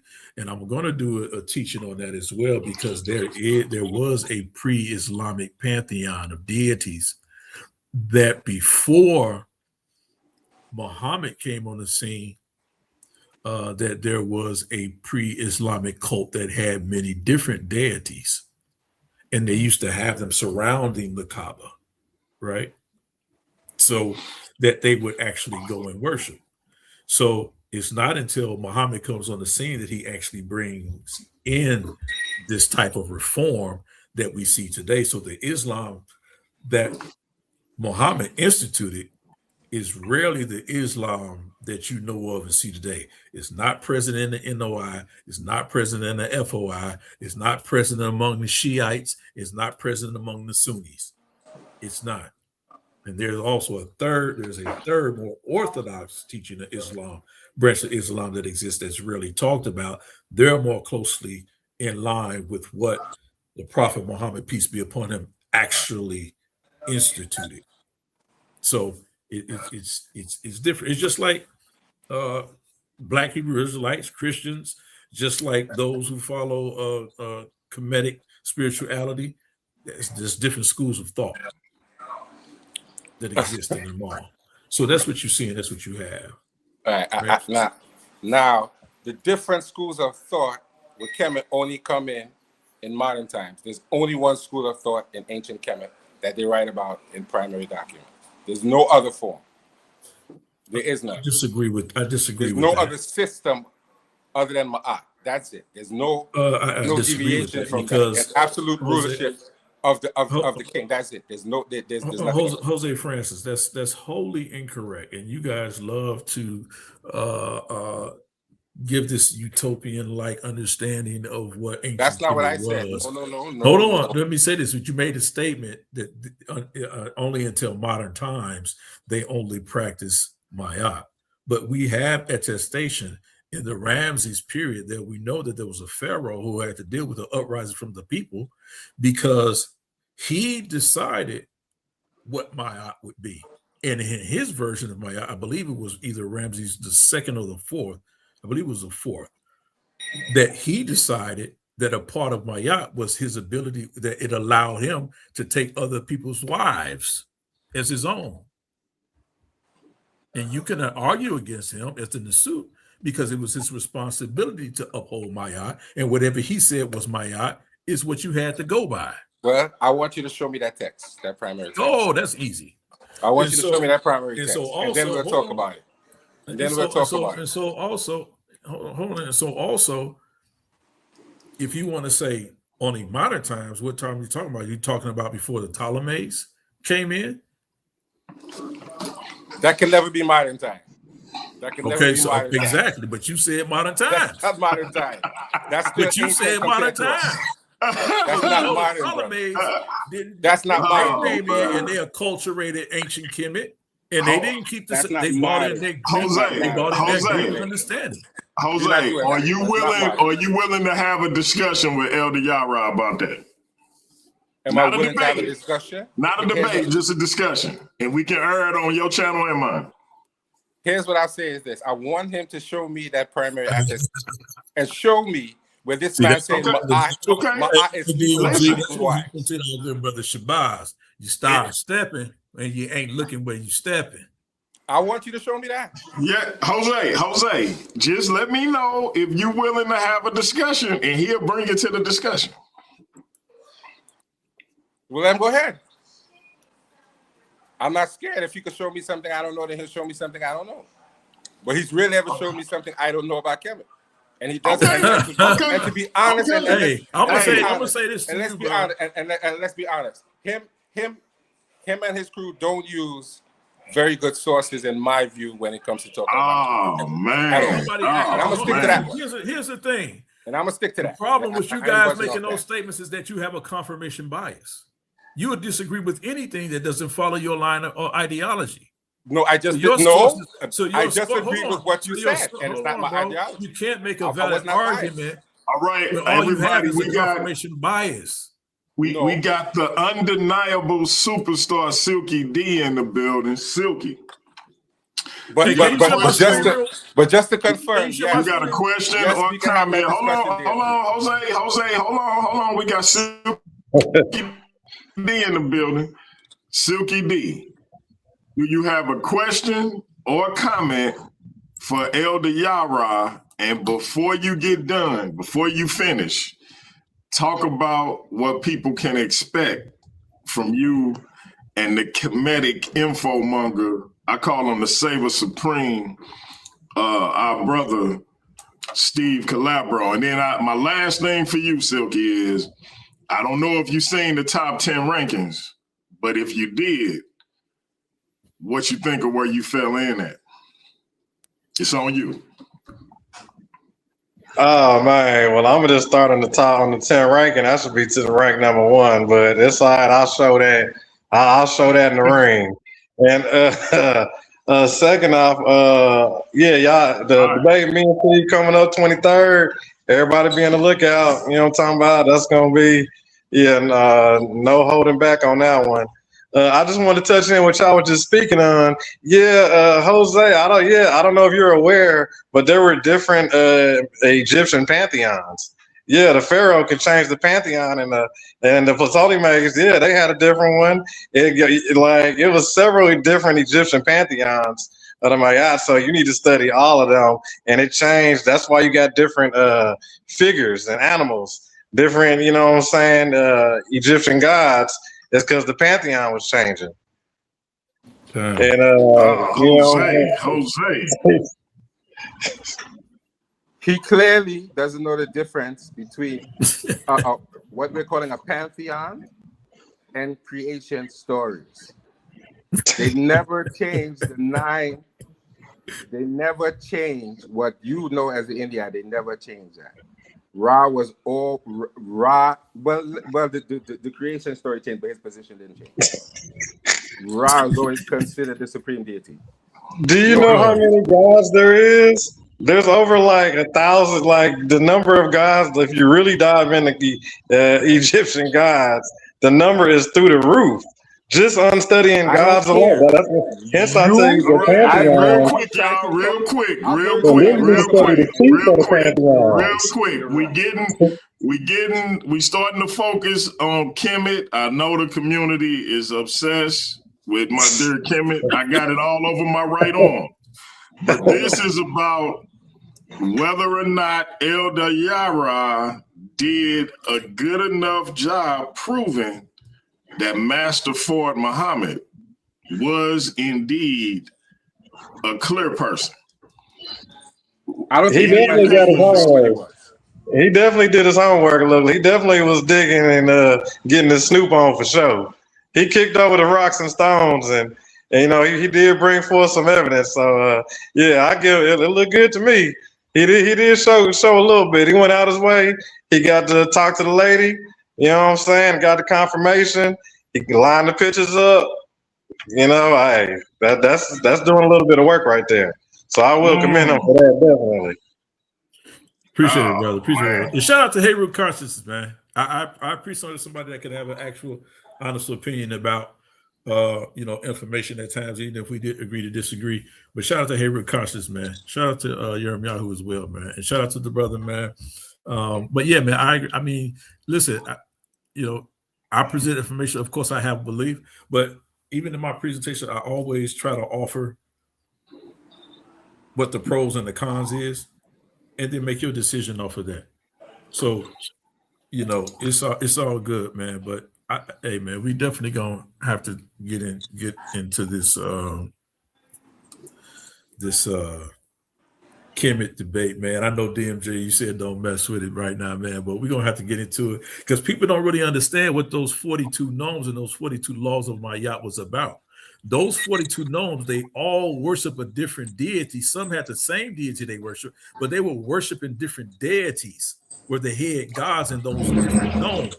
That's why you had 42 confessions, because you couldn't use the same one for each one of those nomes because they served a different deity. So, hey, man, it's like, hey, man, and like my brother said, man, I think the number was in the thousands. They don't even talk about the different venerations of Set that they had, right? But they won't even understand that they're talking about Set worshipers in ancient Kemet. That's why some of these pharaohs were called Seti, because they were Set worshipers. And another look, this is the funny thing about Sutek. So you got Sutek, who was basically an aspect of chaos, who Haru had to defeat to get the throne, who did all kinds of evil and vile things.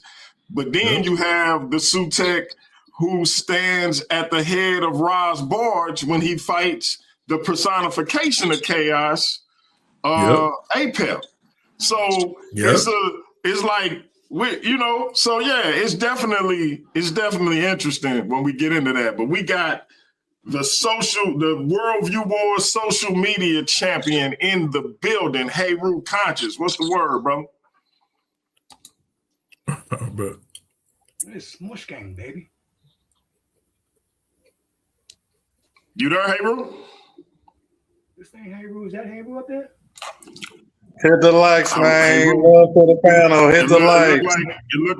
It looked like Hey Roo fell off. So we also have the Worldview Wars academic champion. Now, did he fall off too? The academic champion, my man, the Kemet info monger. Talk to us, brother. No, I'm right here. Can you hear me? I ain't fall off. Yes, sir. We got you. Okay. My question would be, I was listening to parts of the debate. My question would be, let me interrupt you real quick, Steve. Hey, I got to step away. Please keep it respectful, one mic at a time. I might have to fall off too, man, because I have to go. No doubt. Keep it going. My brother Zion is after Steve, but the brother got to go. So Steve, see if you can make it quick, and then Zion, if you can jump right in, and then the brother got to go. I'll be right back. But the NOI is not Orthodox Islam. That the NOI also either preaches or teaches from the Bible. So if you have controversy and discrepancies and issues with whatever the teachings are about Master Farad or the Honorable Elijah Muhammad, what about when they start teaching and preaching from the Bible? A lot there. You have a lot of cultic movements that teach from the Bible. You have white white supremacists that teach from the Bible. Simply because someone teaches from the Bible doesn't mean they're teaching the truth of the Bible, right? I can find quotes that the Honorable Elijah Muhammad and Master Farad Muhammad always quoted from the Bible. Doesn't mean that they weren't mixing the truth with rat poison. That was my whole point at the very beginning. The Quran actually says to build upon the Torah. It also has an Injil, which is the Gospels, although they're different than the actual Gospels and what we know that come from out of the Judeo-Christian belief system. So simply because people teach out of the Bible, for me, the Bible is not without things we have to question as well. I often teach that the Bible, when you talk about Mark specifically, chapters 9, I believe it is, or 16, I think, or something like that. There's certain sections that we know were added to it. So although they make for sound, for good sound bites, they weren't in the original text. So we have to take those things with a grain of salt. So I'm not a person that's delusioned by what can be altered by man, especially when it comes to the truth. But I'm a truth seeker. So that means I don't just stop at what I know man has the ability to alter.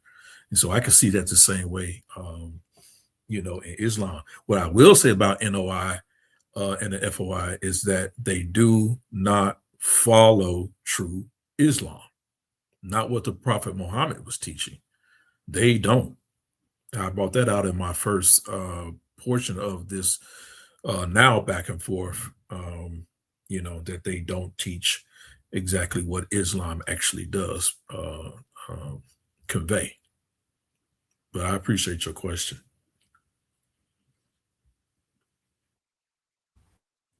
Go ahead, Zion. I ain't out of my question. Okay, cool. Yeah, listen, I loved what you was doing. We had that discussion a little bit earlier, I think this week about those connections. I don't know if you found anything connecting Farad. That was very, very eloquent how you did that. Because we had that discussion. I said something about seeing somebody connect Farad to L. Ron Hubbard. You didn't find anything related in that area? I not specifically enough that I could prepare for this presentation, but as I said before, me personally, when I visited the Salon restaurant in Chicago, that on more than one occasion, that the moment you walk in, if it's still there, I haven't been in a few years, but the moment that you walk in the Salon restaurant in Chicago, which is headed by Farrakhan and the NOI right now today, directly to your right on the wall is a photograph. It's a painting, not a photograph. It's a painting of different of NOI leaders, right? And on the table they have the Bible, they have the Quran. It's a painting. They have the Bible, they have the Quran, and they have the Torah, and then they have a book of Dianetics by L. Ron Hubbard. It's on the table in that painting.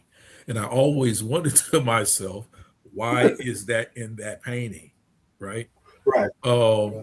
So although I didn't find the direct connections that you were referring to about L. Ron Hubbard and Wali Farad Muhammad, I do think there is some connection there simply based on what I experienced myself firsthand. But I didn't have enough time to study in depth to make a presentation on it. But it is interesting to get into. And Yahweh is not a demigod, Asiatic 7777. negative Right. 7777.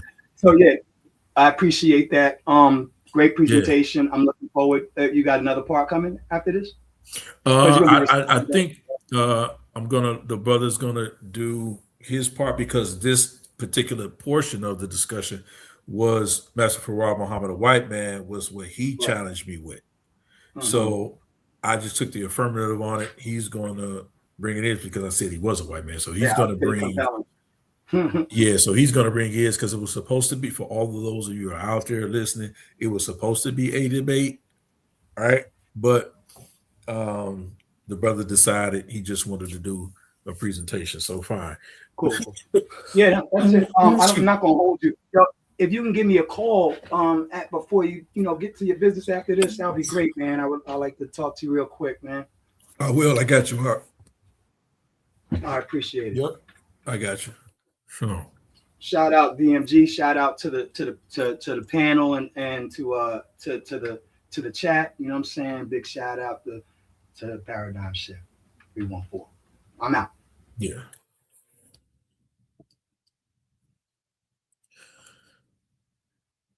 Peace and blessings to y'all, family.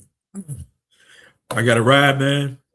I got things I got to get with, man. So again, shout out, man, to DMG, man. Shout out to Paradigm Shift TV. Please like, share, and subscribe. Shout out to the New Torah Movement, Brother KOT.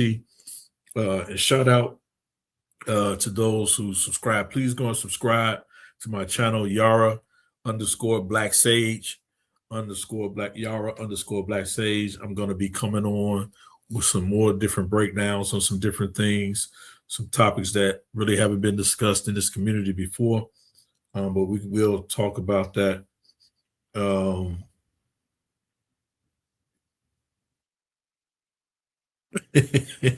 Asiatic 777, you a funny dude. But yeah, y'all hit us up, man. New Torah Movement, hit us up on the Black Sage, Yarah _Black Sage. We're gonna be coming with some good stuff. Jose Francis, I'm gonna have to take you because I haven't gotten anyone really on an ancient Kemet debate in a minute. But yeah, let's get it. Sophia did not create Yahweh, brother. Sophia is another version of what we would call wisdom or chokmah in the Hebrew. It's wisdom, man, which gives the feminine aspect of the search for truth and understanding, right?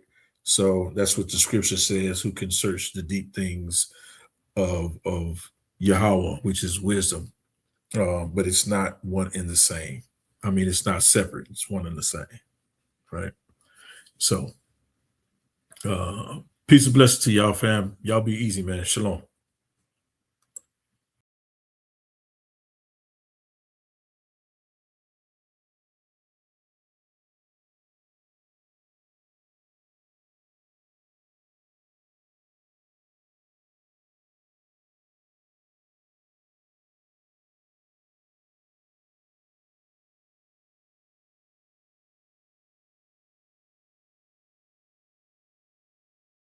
I don't got no friends. You know what I mean? I got supporters, people on my side and people on the other side.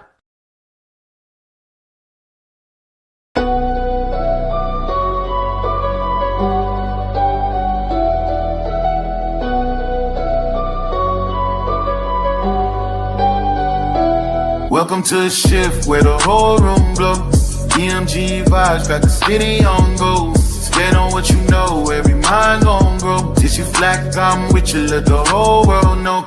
Paradigm light, yeah, we shine just right. Respect your view, even if we don't align right. We can disagree and still keep the love tight.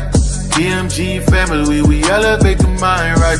This that channel that be talking back, energy attack. Iron sharp as iron, watch the holy react. Competition in the building, better tighten up your facts. We ain't clones, but we still mirror how you crack under impact. Every debater work hard, spot a weak, rep fast. You live wrong, paradigm shift can break your stance. I'm the judge, the jury, the pen, the contrast. My bars hit always like a quadruple. Buying title shift where the whole room glow. DMG vibes got the city on go. Stand on what you know, every mind gon' grow. If you black, I'm with you, let the whole world know. Paradigm light, yeah, we shine just right. Respect your view, even if we don't all align right. We can disagree and still keep the love tight. DMG family, we elevate the mind right. We invite every mind, long as you stand on yours. Walking with respect, leave with open doors. Channel stay lit, views jumping off from boards. STL bounce, yeah, the spy from the source. Competitors, welcome, step up, don't fold. We don't fit pressure, we refine under load. Thoughts heavy, we press them till the truth gets told. Shit so clean, it feel platinum even when it's gold. Come through correct, bring your logic and your proof. Speak your truth, just don't run from the truth. We debate with grace, that's the paradigm, bro. Flow so smooth, even turbulence move. Welcome to the shift where the whole room go. DMG vibes, got the city on go. Stand on what you know, every mind gon' grow. If you black, I'm with you, let the whole world know. Paradigm light, yeah, we shine just right. Respect your view, even if we don't align right. We can disagree and still keep the love tight. DMG family, we elevate the mind right. Where the home go. DMG vibe, like the city on go. Stand on what you know, every mind gon' go. If you black, I'm with you, let the whole world know. Paradigm light, yeah, we shine just right. Respect your view, even if we don't align right. We can disagree and still keep the love tight. DMG family, we elevate the mind right. Welcome to the shift. DMG vibes, got the city on go. Welcome to the shift. Stand on what you know, every mind gon' grow. Welcome to the shift. If you black, I'm with you, with you, black, I'm with you. Welcome to the shift. We can disagree and still keep the love tight. Welcome to the shift.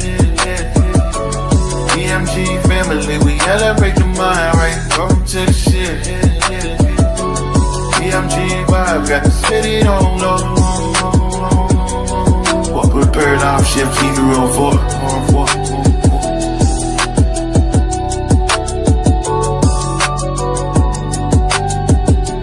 Y'all know I say that greeting for one reason and one reason only. It's because if you black, I'm with you. And I hope that you with me.